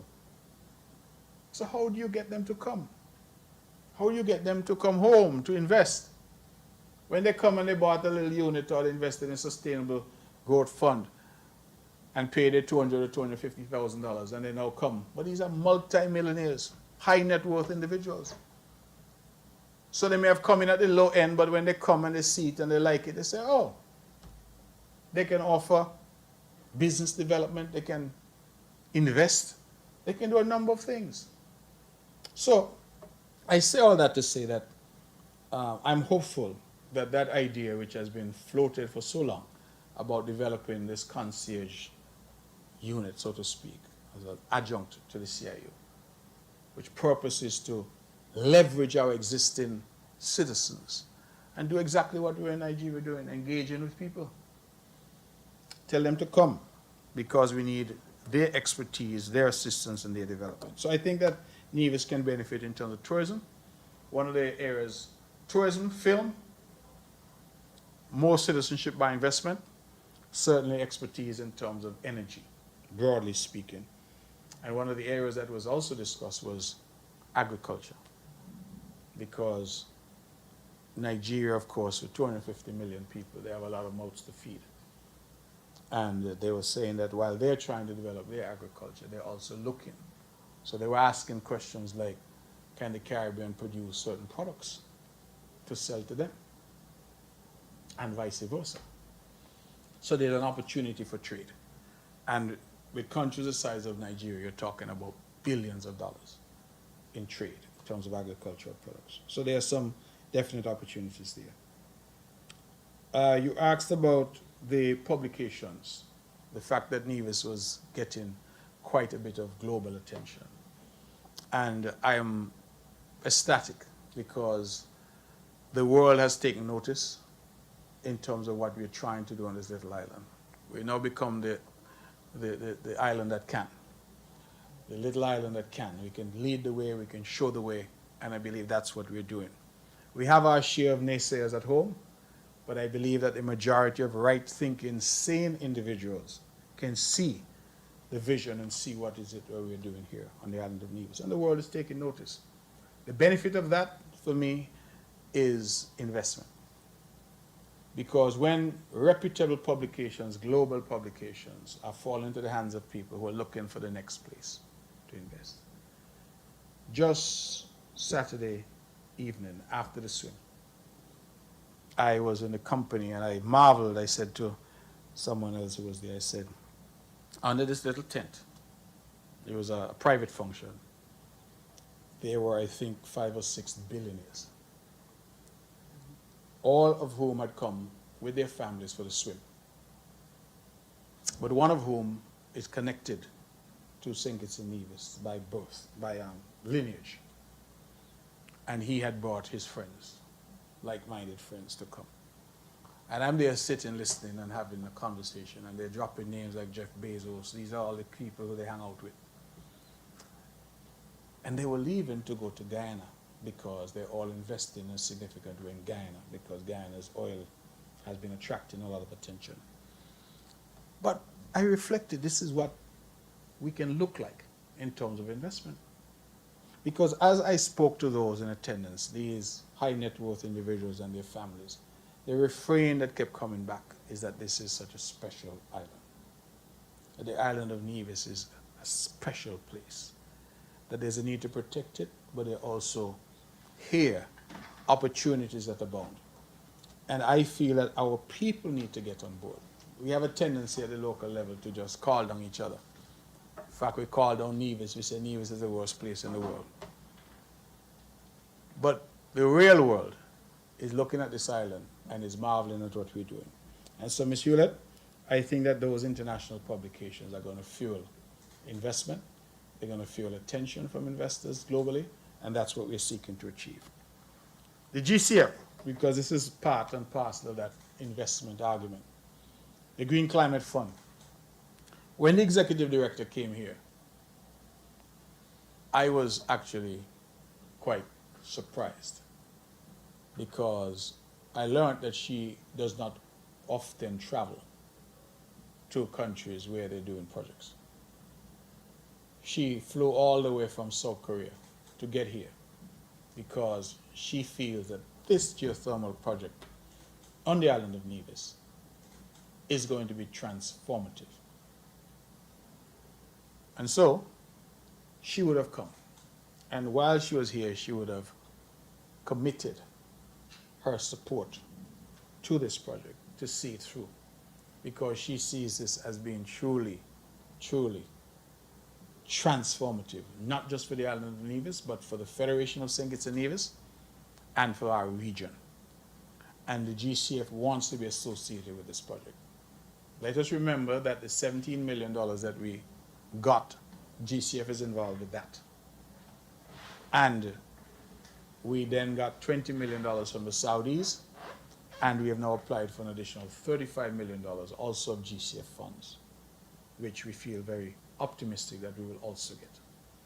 And so her being here, I think, was simply historic in terms of an event, in terms of what would have brought her here, in terms of her personal commitment and the commitment of GCF. And just to put it in context for members of the press and the public, the GCF is currently managing $15 billion in terms of resources that they expect to unleash for greening of the world, right, for climate smart initiatives. And the fact that they've identified geothermal in Nevis as one of the leading projects for them, I think, is of significance. I think your last question was to do with crime and security. The fact that I've had the third press conference for the year, this one, and this is the first time that the issue of crime and security is coming up, I think is a very good sign. It tells me that we're making progress. And I want Ms. Hewlett to go on record to congratulate Mr. Carty and his team in Nevis. Of course, our Commissioner of Police. I tease him all the time because I tell him he was put on the path to Commissioner from his work here on the island of Nevis. He would have served here with us and done an excellent job. And we are seeing certainly a reduction in crime and criminality. I, in fact, attended a joint cabinet of the Federal Cabinet and the NIA Cabinet just 2 weeks ago at the Park Hyatt. And we had a presentation from the Commissioner of Police. And in that presentation, the Commissioner pointed out that we have had now the months of January, February, and March without a single homicide. And he pointed out that this is the first time in 23 years that that has happened. The first time in 23 years that we've had the first quarter of the year without a homicide. But in fact, when you look at the statistics, I think the last homicide we had was in October of last year.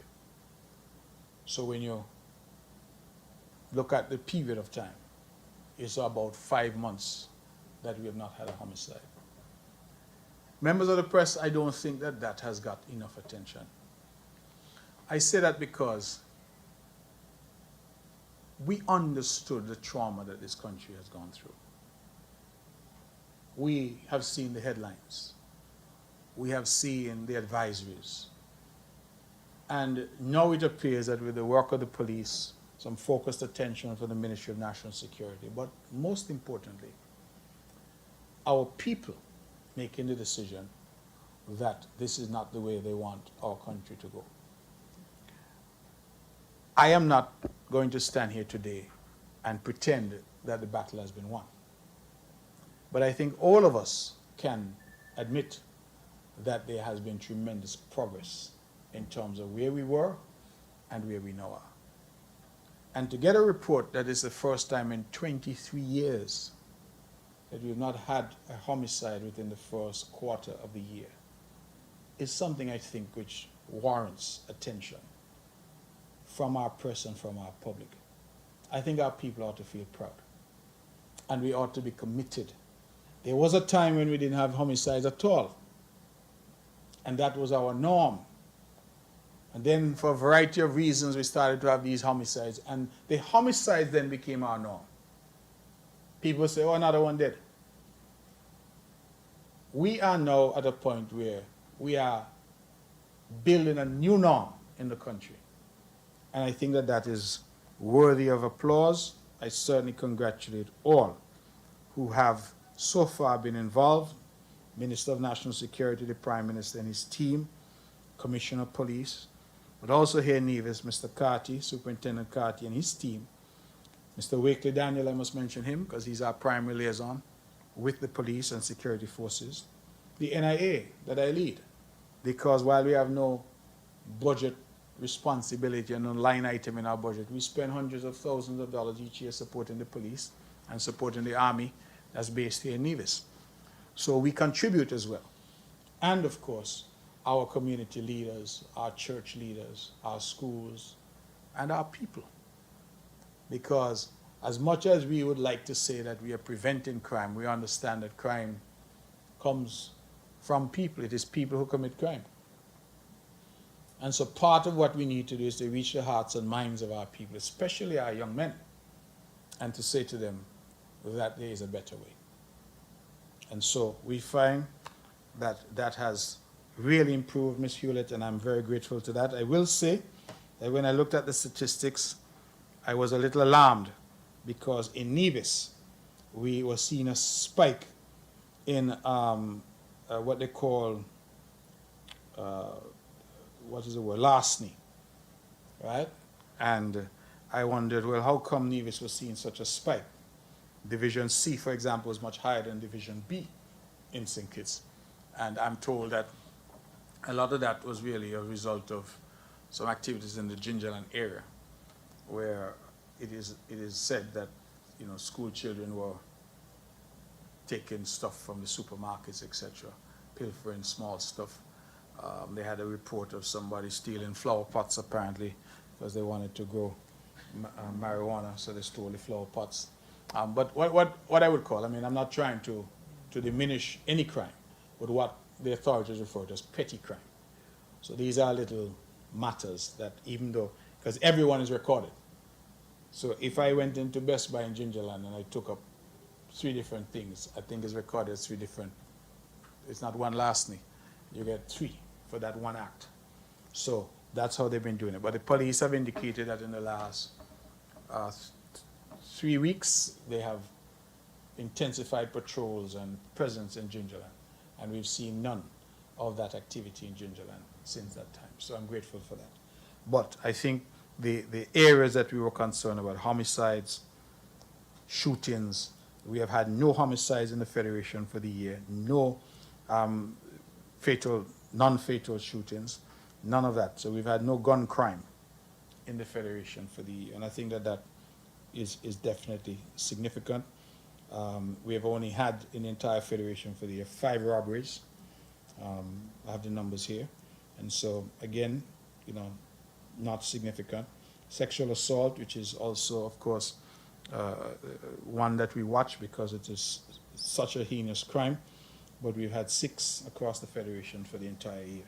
So really where we've seen a jump is larceny, but the police are saying that that's largely petty stuff, you know, taking a chocolate bar or something of that nature. Those last figures were for Nevis or for St. Kitts? Entire Federation. And that's 2024 or up until March? No, this is for January, February, and March 2025, the first 3 months of this year. So no homicides, homicide 0, firearm, other homicides, because they tend to classify them differently, 0, non-fatal shootings 0. So this is really unprecedented. It's the best results we've seen in nearly 2.5 decades. Any other questions for me?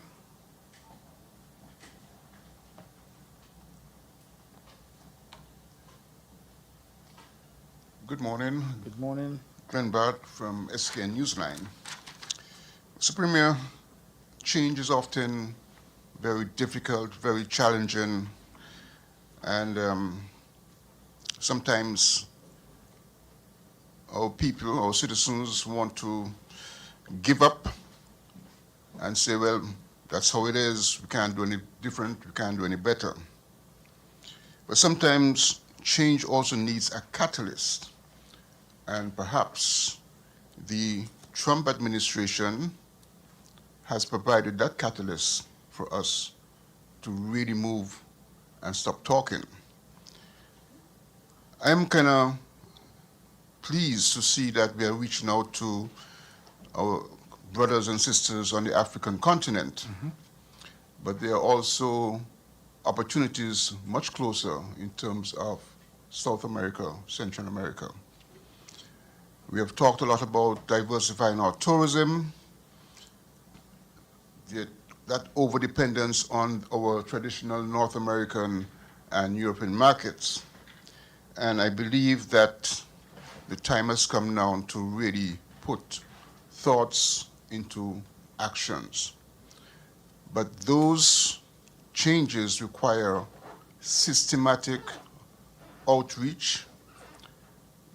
It involves our education development, language, and a host of other things. So I need to know now what will be the priority areas that will be required for us to make that transition from our traditional market orientation to Africa, to Central America, and to South America. What will be the priorities that will be required to make those changes? Now, I also want to look at the geothermal project again. I remember sometime last year, maybe it could be even earlier, there was talk about the need for the change in the tendering because of some issues. But you also talked about the need to provide a specialized road from the port to the site to create, because of the specialized equipment that will be coming in. What kind of cost? Because has that cost now been changed from what it was? 3 years on, has that cost escalated? The other thing is long-term development for small island developing states. Again, with a lot of challenges in place, can we now start to look at long-term developmental planning, but that is going to involve multiple parties, political parties, having to come together to agree on certain issues of development that are imperative for the country, that are imperative for the islands of Nevis and the island of St. Kitts. Can you see that working? Are we mature enough for it to work? And what would it cost? What would we need to do in order to achieve that? That's what I'm asking. Thank you. Mr. Bart, let me start where you left off. Because the most thunderous applause that the Prime Minister received in Nigeria, certainly whilst I was there, was when, in speaking to a packed hall at the summit, he indicated that he had invited the Premier of Nevis to come with him on this trip, but that the Premier of Nevis was also the leader of the opposition. And the audience erupted. And afterwards, that was a major talking point, because the Nigerians couldn't understand how the Prime Minister and the leader of the opposition would be coming together to Nigeria. The suggestion from them was that that couldn't happen in their own country. I'm happy you asked that question, because as I assumed the role of leader of the opposition 3 years ago, thereabouts, my second stint in that role, by the way, I decided that on matters where there was no point in opposing the government, or let me put that differently, on matters which were of such national importance that there was a need for consensus, that I would lend my support and my ideas to the government of the day. We identified certain areas: citizenship by investment. Whichever government, St. Kitts Nevis needs the citizenship by investment program. When you look at our budget, it accounts for up to 56% of the revenue nationally. And in the case of Nevis, just over 30% of the revenue in Nevis. It is significant. We agreed that crime and insecurity in any part of the Federation was crime and insecurity in the whole. And therefore, we ought to partner on that. We agreed on geothermal, because many people may not appreciate that it is the lack of political will at the national level that has prevented this project from proceeding for many, many years. In fact, I will say to you, Mr. Bart, that it took the collapse of Team Unity and me now being in opposition for me to learn that even as that government sat, and even as the Charlestown Accord, that was the basis for that government, spoke to geothermal development, that there were elements in that government in Bastille who were privately saying to investors and to the US government and others that this was not a priority for them. So Prime Minister Drew has come in, and Prime Minister Drew and I sat, and we said, listen, there are some things here that we should be able to agree on. Is a safer St. Kitts and Nevis in the benefit of all of us? Yes. Is a secure and robust CBI to the benefit of all of us? Yes. Is extracting geothermal energy so the people in Keon, just like the people in Craddock Road, can get cheap, clean energy to the benefit of all of us? Yes. So if we could find areas, it's not to suggest that we will not have differences. Just today I pointed out that when I was foreign minister, we had a particular trajectory in terms of these diplomatic relations and visa waivers. And that has practically stopped under this new government. No explanation has been given, and I disagree quite strongly with that approach. I think we had some momentum, and we should have continued that momentum rather than allowing some of our competitors now to catch up to us, as they're now doing. Why? I don't know why we stopped it. So there will be areas where there will be disagreement. There will be areas when there are differences of opinion and approach. But where there are areas which are of national importance, I continue to say, let us commit ourselves to work jointly, because at the end of the day, a safer St. Kitts and Nevis is good for all of us. A more robust economy in St. Kitts and Nevis is good for all of us. But I'm sure, Mr. Bard, you would have heard the claims that I am not providing any opposition and I should resign.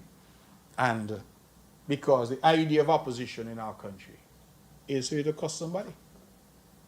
And if you're not cussing, and if you're not so opposed that you can't even sit down in the same room and engage. Just this morning a thought came to me, and I put it out on social media. I said, we have an opposition in Nevis, and every day on every program, on every medium, they cuss me, the Premier of Nevis. Now that might be entertaining for some, but how does it advance the island? Who does it help on the island? And ask yourself as a journalist, where are the ideas, the plans, the programs from the opposition to advance the country? Because at the end of the day, all of us can cuss. That's part of our national pastime. That's part of our culture. But does cussing constitute a plan?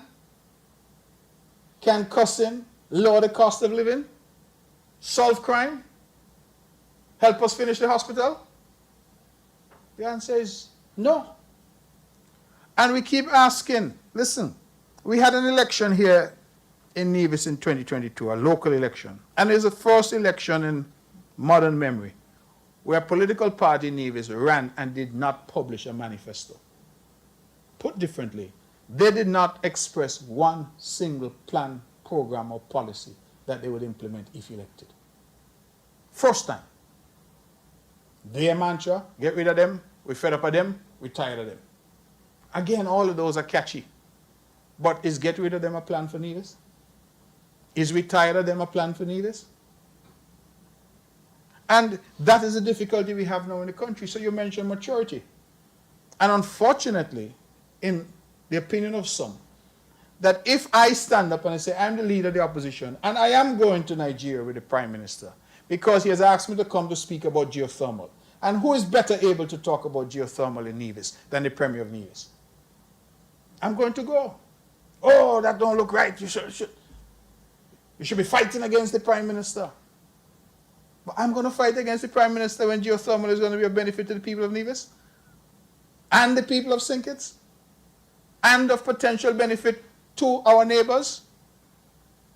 It is ludicrous, the approach. So the question you ask is an important question. Are we 42 years on as an independent nation ever going to get to a level of maturity where we can disagree where necessary, but we can also agree where necessary on matters that are of national significance? And that, for me, is an important question. I am trying to do my part, and I have said from this rostrum and in other places that Prime Minister Drew has extended a hand And he has said, let us work together where possible. I'm on the other side to him. We're not in the same bed politically. But on some of these issues, and I've identified a few, there is no point in working against a government that is trying to solve crime. There is no point in working against a government that is saying, let us work together to bring renewable energy, cheap energy to our people. Well, if I were to fight against that, it means that I'm content to see this single mother in Jessups pay high electricity prices. I'm content to have the suppliers of diesel threaten to shut us off if we don't pay for their diesel. I'm content to pay $3 and $4 million a month for diesel. I'm content whenever there's war in the Middle East or wherever in any oil-producing country to have the cost of living like a yo-yo here, no control over it because all of these exogenous factors. Well, what kind of leader would be content with that when there's an opportunity through collaboration to make things happen? At the end of the day, I am not relevant to this equation, Mr. Barr. Somebody else will be here in time, standing at this podium. What I want to convey to our people is we are trying to build a new St. Kitts and Nevis. We're trying to create a new environment where ideas can contend. Good ideas, bad ideas, they can contend. And then we as a people can be richer and better off because of it. This constant cussing, and I've done my share. I didn't arrive at this position overnight. I have done my share. So I am not saying that I have not in my own way contributed to the culture, but I am now saying at my age and stage, it is time for us now to see where there's room for collaboration and engagement, because we ought ultimately to be guided by one thing and one thing only, the betterment of our country. That's it. And so that is where I am, and I hope, Mr. Barr, that persons hearing your questions and out there in the political wilderness, some of them, will say, listen, it makes better sense for us to lend our ideas, lend our skills. If we see Mr. Brantley as the Premier and his team want to build a road going through Craddock Road, and we said, no, Mr. Brantley, that's not going to work. When the water comes down off the mountain, that road is going to wash out. Isn't it better to put it through Ramsbury? That's what we need in the country. It seems to me like some will say, secretly say, oh, let them build it in Craddock Road and they wash out, because then we have something to talk about. Rather than seeing, well, when they get washed out, who has to pay for that? What about the people of Craddock Road, and how is that impacting them? And that's what I'm talking about. We saw it, Mr. Barth, I don't want to belabor it, but we saw it during the COVID pandemic. In the COVID pandemic, at the height of the pandemic, I asked for a meeting with the Honorable Cleon Stapleton Simmons, who at the time was the sole opposition representative in the Parliament in Nevis. And Mrs. Stapleton Simmons brought with her the new leader of NRP, Dr. Janice Daniel Hodge. And I, as the Premier of Nevis, begged them, could we partner on this issue about vaccines so that our people can be safe? That was the available information we had at the time. Can we partner? Can you help us, the government? As the opposition, it would be so powerful for us to join hands and say, on this fight against COVID, there is no distance between us. We are together. And they wrote me a letter and said no. They wrote a letter and said no, they will not participate or cooperate with the government on this matter. So, there are elements within all the political parties, there's some in mine as well, who are saying, don't talk to these people and don't engage in that. But what are you going to achieve if you do not engage? What? We need to engage. We need to treat each other with respect. We understand we will not always agree. Even husband and wife, Mr. Barth, don't always agree. So we understand that we will not always agree. But we don't need to be always disagreeable. And that is a simple point that I'm seeking to make. The geothermal project, we have had no real indication of any significant escalation in cost. I think the pricing models that we saw are the same within range that we're working with. You're right, the tendering process had failed, and we have resubmitted. And I'm told that the new tenders, which should have been open at the end of February, they gave an extension until the 5th of May. That will be the new date. So we expect that that will be the case. And we know that we will have, based on what I've heard, some bids coming in, because some companies are quite keen to bid. Priority areas for St. Kitts and Nevis. I am so happy that you mentioned South and Central America, because you're right. We need to develop closer ties to South and Central America as well. And in many instances, they're closer to us than some of the other countries in the Middle East and even in Africa. You asked what are our priority areas. I think our priority areas should be trade. Trade requires transportation. And it is a matter of great regret that we have no direct transportation links between Africa and the Caribbean, or between South and Central America and the Caribbean. All that we do here, again, is routed through Miami and then comes down to us. It increases our costs, and now, with President Trump talking about tariffs from some countries, potentially it could increase the cost of goods. So increases our transportation costs, could increase the cost of goods. President Trump is now also talking about levying a tariff or fine on Chinese ships. So if your goods just happen to be in a ship that was manufactured in China, I think they're talking about $1 million as the penalty every time that ship calls on a U.S. port. So if a Chinese-made ship is leaving Brazil with beef, going up to Miami to then bring that beef to the Caribbean, it means that you then have that Chinese ship docking there and that penalty being applied, which means that they're going to pass it on now to us down here who are the consumers. So I think our public needs to recognize that these external factors that drive the cost of living, that they're still happening. You know, Donald Trump, President Trump, is making decisions in the best interest as he sees it for America. That's what leaders are supposed to do. I have no argument with him doing what he says he's doing to, as he puts it, make America great again. But in making America great again, the question is whether or not we're going to allow that to impoverish the rest of us. And so we now need, if sovereignty is to mean anything, it is for us now to use it to do the very things that you are suggesting, Mr. Barr, to engage in new relationships. I believe that the CARICOM again is the focal point. St. Kitts Nevis on its own doesn't present much of a market. But CARICOM, I believe, should be mounting missions to Latin America, should be talking to Brazil and Argentina, those countries that are large producers in Latin America, and saying, hey, how can we should be talking to tropical shipping. Tropical. Why can't you come direct?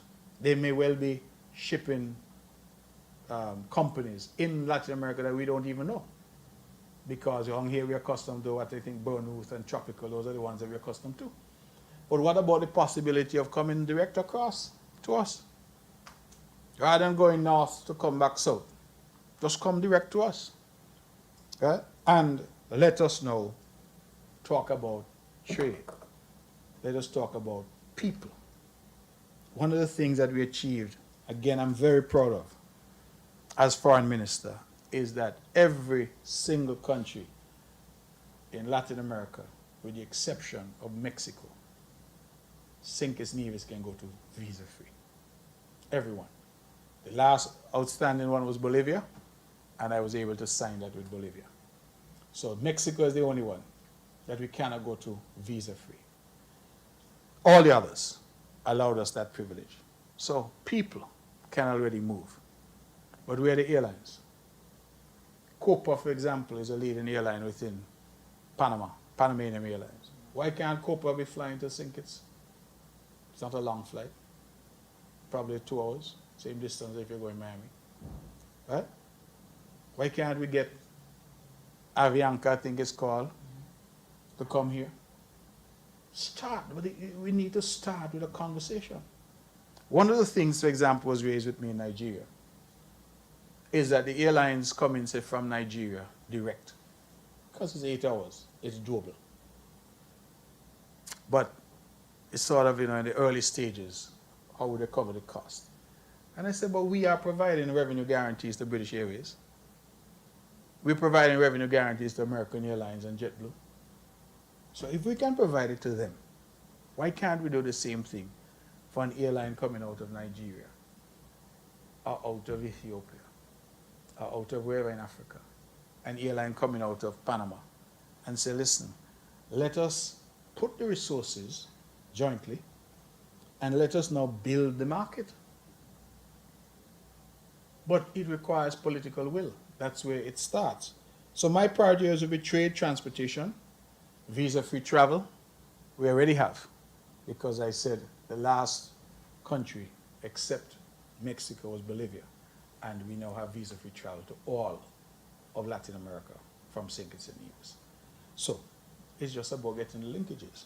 You spoke very importantly about changes in the education system, and you're right. Because if we're going to move in those directions, we need people who are bilingual and trilingual. We need people who speak Spanish. I think Brazil, they speak Portuguese, right? We will need people. But in this day and age, it's about, I think that's even secondary. That will come. I don't know that that's a priority, because I see people now with their phone having full conversations in foreign languages, because the man just talking to his phone in English, and the phone says whatever in Portuguese to the person. So there are apps now that will help us. I'm not disagreeing with you, I think, over time. But what we need to move with alacrity is to set up the systems. Go to Latin America, talk to them about transportation. Let Rams and Value Mart and all of them go and find out what kind of food you all have available here. And rather than sending it up north, to send it back to us, send it directly to us. Right? That's what we need to do, and it's not impossible. So the same kind of delegation I think the Prime Minister led to Africa, lead a similar delegation, visit a couple of the big manufacturing countries in Latin America, visit some of the shipping countries, sit down with Tropical. Can you set up a base and start to run product directly to us from Latin America, from Central America, right? Milk, beef, chicken. All of those things are very available, right? Can we do that? And I think that that's where we start. So you're right. I think President Trump's presidency will provide a catalyst. I think that's the word you use. And will force us to adapt and to do things in a different way.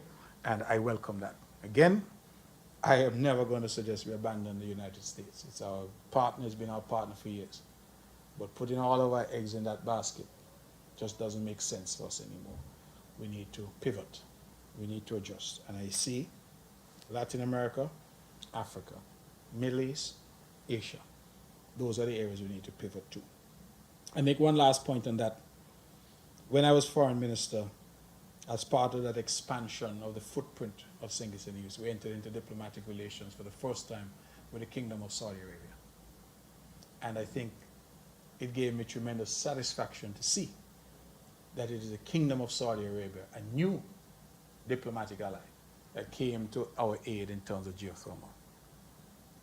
Not England, not Canada, not the EU, not America, but Saudi Arabia. And that strengthened my view and my resolve that the future for us lies in expanding our footprint. Expanding our footprint. I got a call just last night, incidentally, from a young woman whom I was at UWI with many years ago. Had not spoken to her in 40 years. And she reached out and she indicated that she was now an ambassador from Barbados in Ghana. And she was watching our sojourn to Nigeria. And she wants a conversation because Barbados has again grabbed the blueprint and is running with it. So Barbados has seen the value in tighter connections. And so Barbados has now opened a high commission in Ghana. Right? I have been advocating for a very long time that we ought to have a presence in Addis Ababa because that's where the the African Union is based. And we ought to have a presence in South Africa. That's been my view, because I feel from those 2 points you could do some interesting things. And in fact, again, during my tenure, we had our ambassador to Cuba, Verna. She was accredited to some of the African countries, but operating from Cuba as non-resident. So we really, I think, need to do more. And in the context of CARICOM, or even if you want to reduce it to the OECS, we can do some of these things together. So St. Kitts Nevis doesn't have to have its own embassy in Addis Ababa. We can have an OECS just as we do in Brussels and as we used to do in Canada. We could have an OECS embassy in Addis Ababa, an OECS embassy in South Africa. These are options, but as I said, Mr. Bart, it needs the political will, and we need to see the value in it. And it's sad to say that we may be forced to go in that direction, because I don't think it should require force. It should require foresight. It should require thoughtfulness. But I believe that's the direction that we have to head into.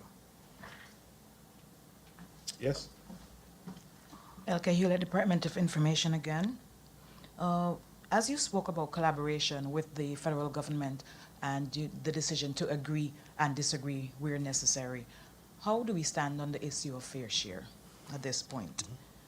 Also, in terms of geothermal, while the financing, I think, is for the drilling phase, how does the government stand in terms of getting financing for like building out the plant and running leads to St. Kitts and to other neighboring islands?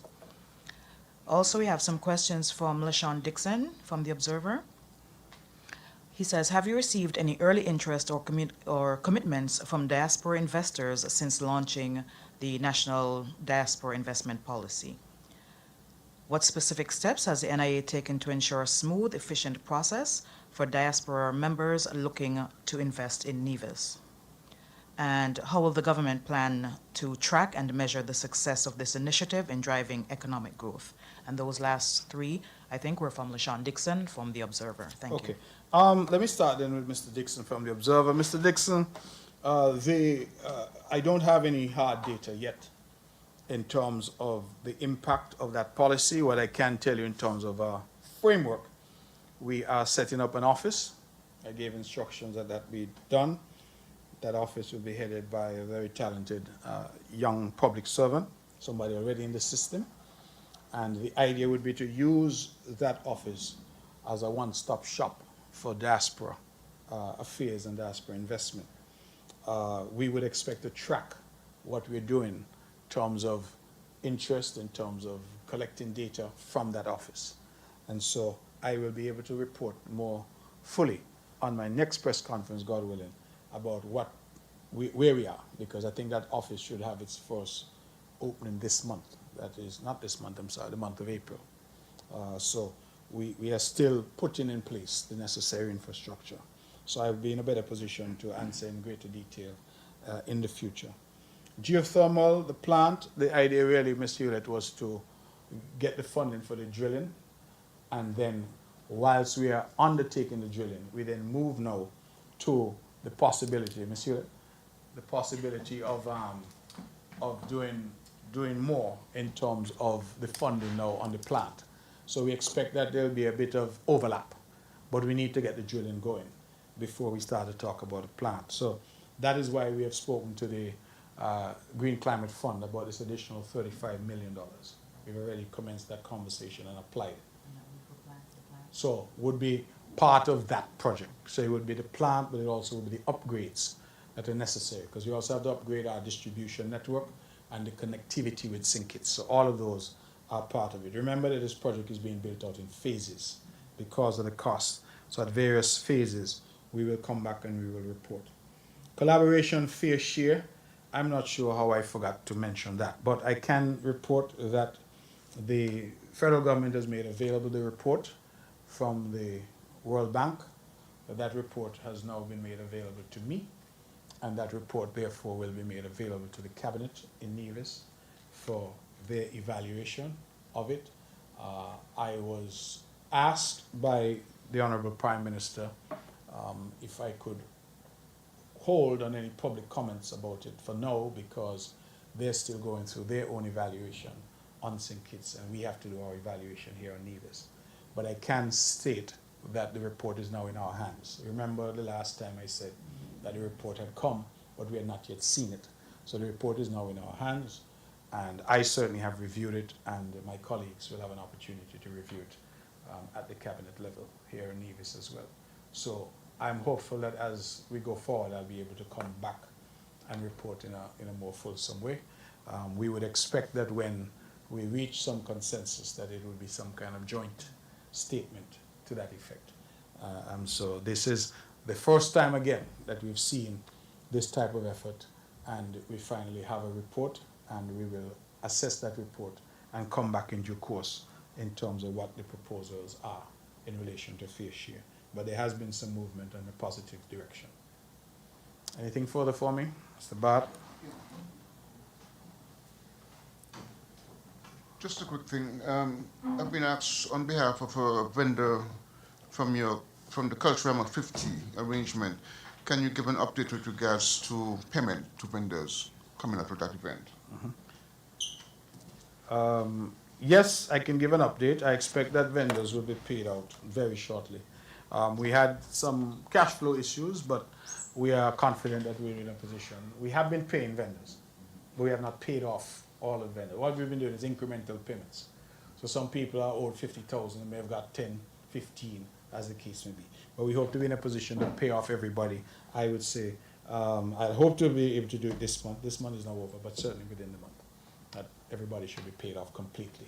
But as we currently stand, I believe I can say confidently that all who are owed for Culturama 50 have received some payment, although they have not received full payment. Some have received full payment, smaller vendors, for example. Some of the bigger vendors have not yet received full payment, but I can undertake that they will have full payment very shortly. As I said, I hope for the end of this month, but I'm hoping that by next month they'll be fully paid out. In the meantime, though, we'll continue to make the incremental payments that we have been making, so that people are not locked out entirely out of what sums they're owed. But we certainly hope to be in a position to make full payment within, I said it in the next month, but I would think within the next 2 weeks.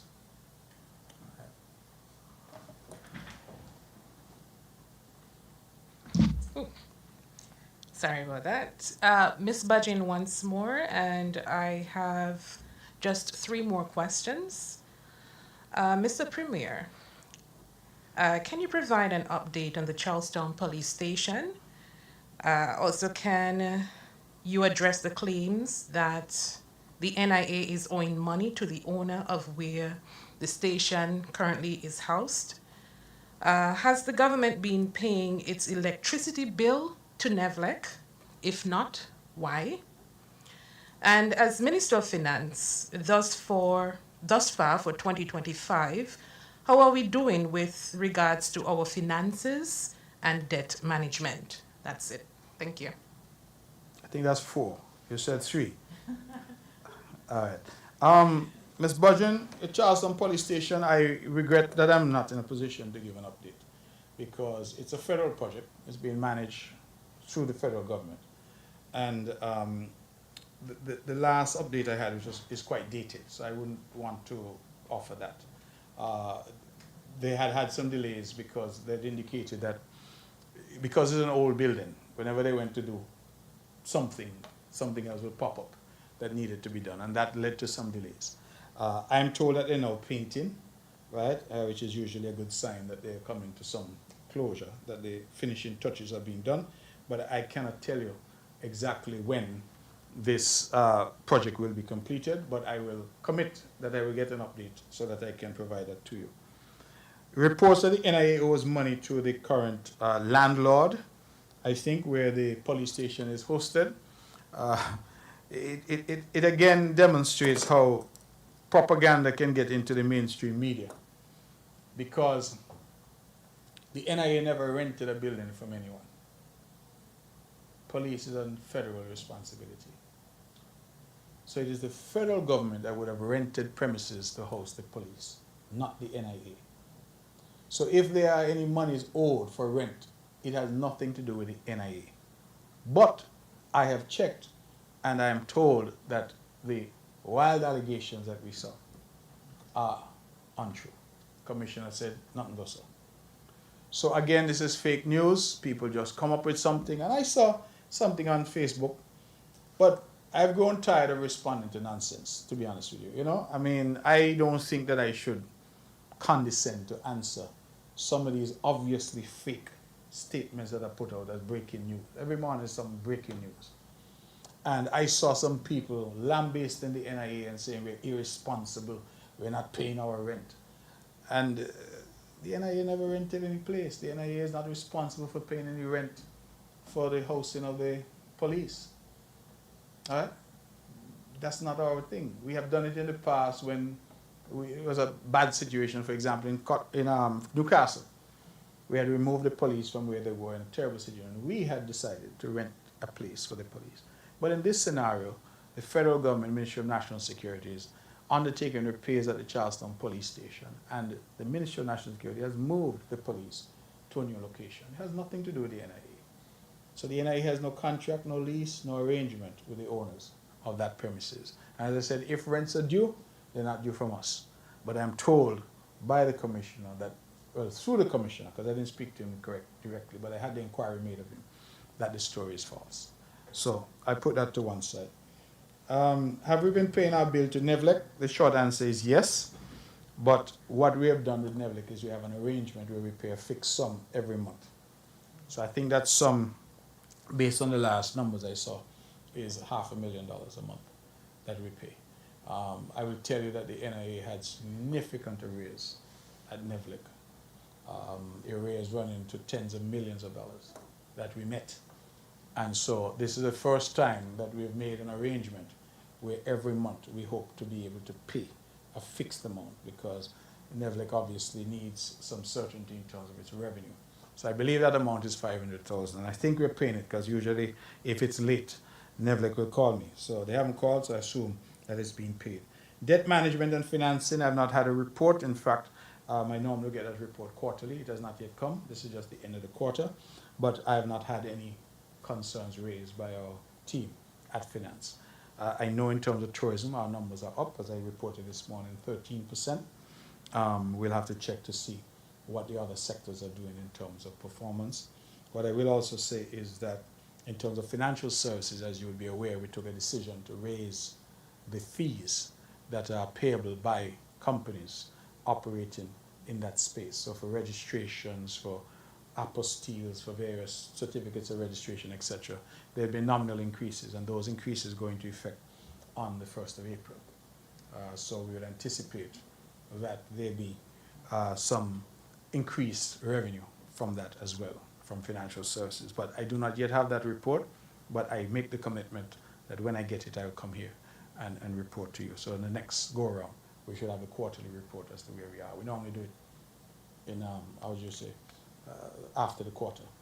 They will look back and give me an assessment of what we did in the quarter and whether or not we're meeting the targets that we would have set to determine whether we're on track in terms of our budget or not. So I'll come back to you on that one. Anything further for me? Okay, ladies and gentlemen, thank you very much. I am again apologetic that the press conference was delayed, but I'm still happy that we got it done in the month of March.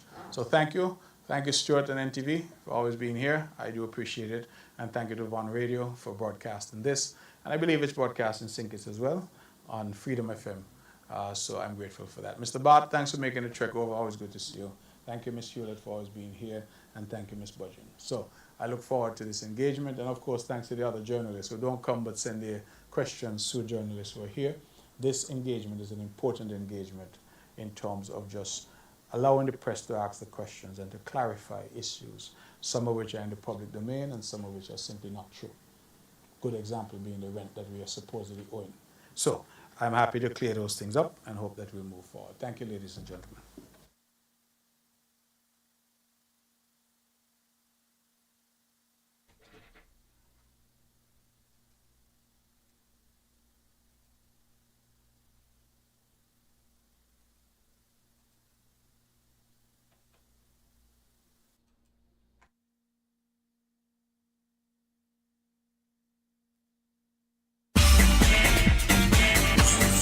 The Sound 98.9. Okay, check your time. It's just about 26 minutes moving up to the 1 o'clock hour. DJ Flames here checking in live on Win FM 98.9 on the FM dial. We just heard the live monthly press conference from the Honorable Premier Mark Brantley of the Federation of Nevis. We're going to go straight into our midday news, and after that we're going to be having a rebroadcast of Money Matters. Stay tuned to Win FM 98.9 on your FM dial.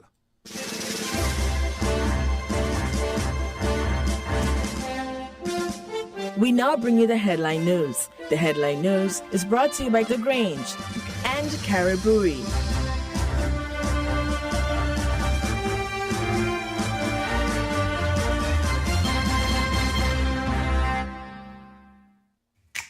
Maybe it's the way the brilliant gold liquid reflects our sunshine, or how the bright blue of its label mirrors the clear Caribbean skies overhead.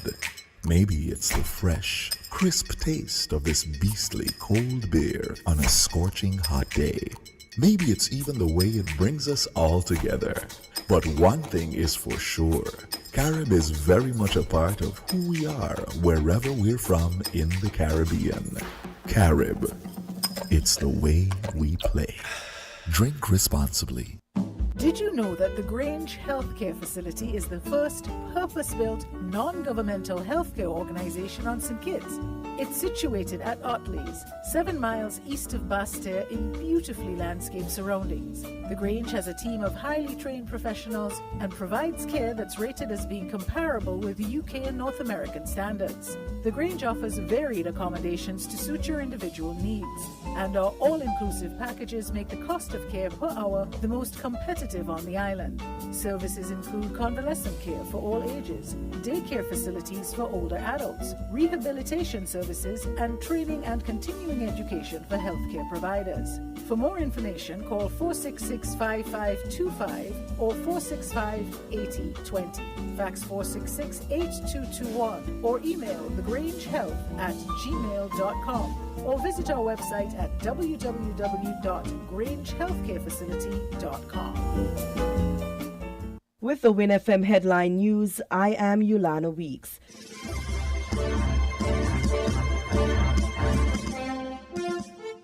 Commissioner of Police James Sutton has once again called for urgent action following 2 traffic fatalities in the Whitegate area within the span of a week.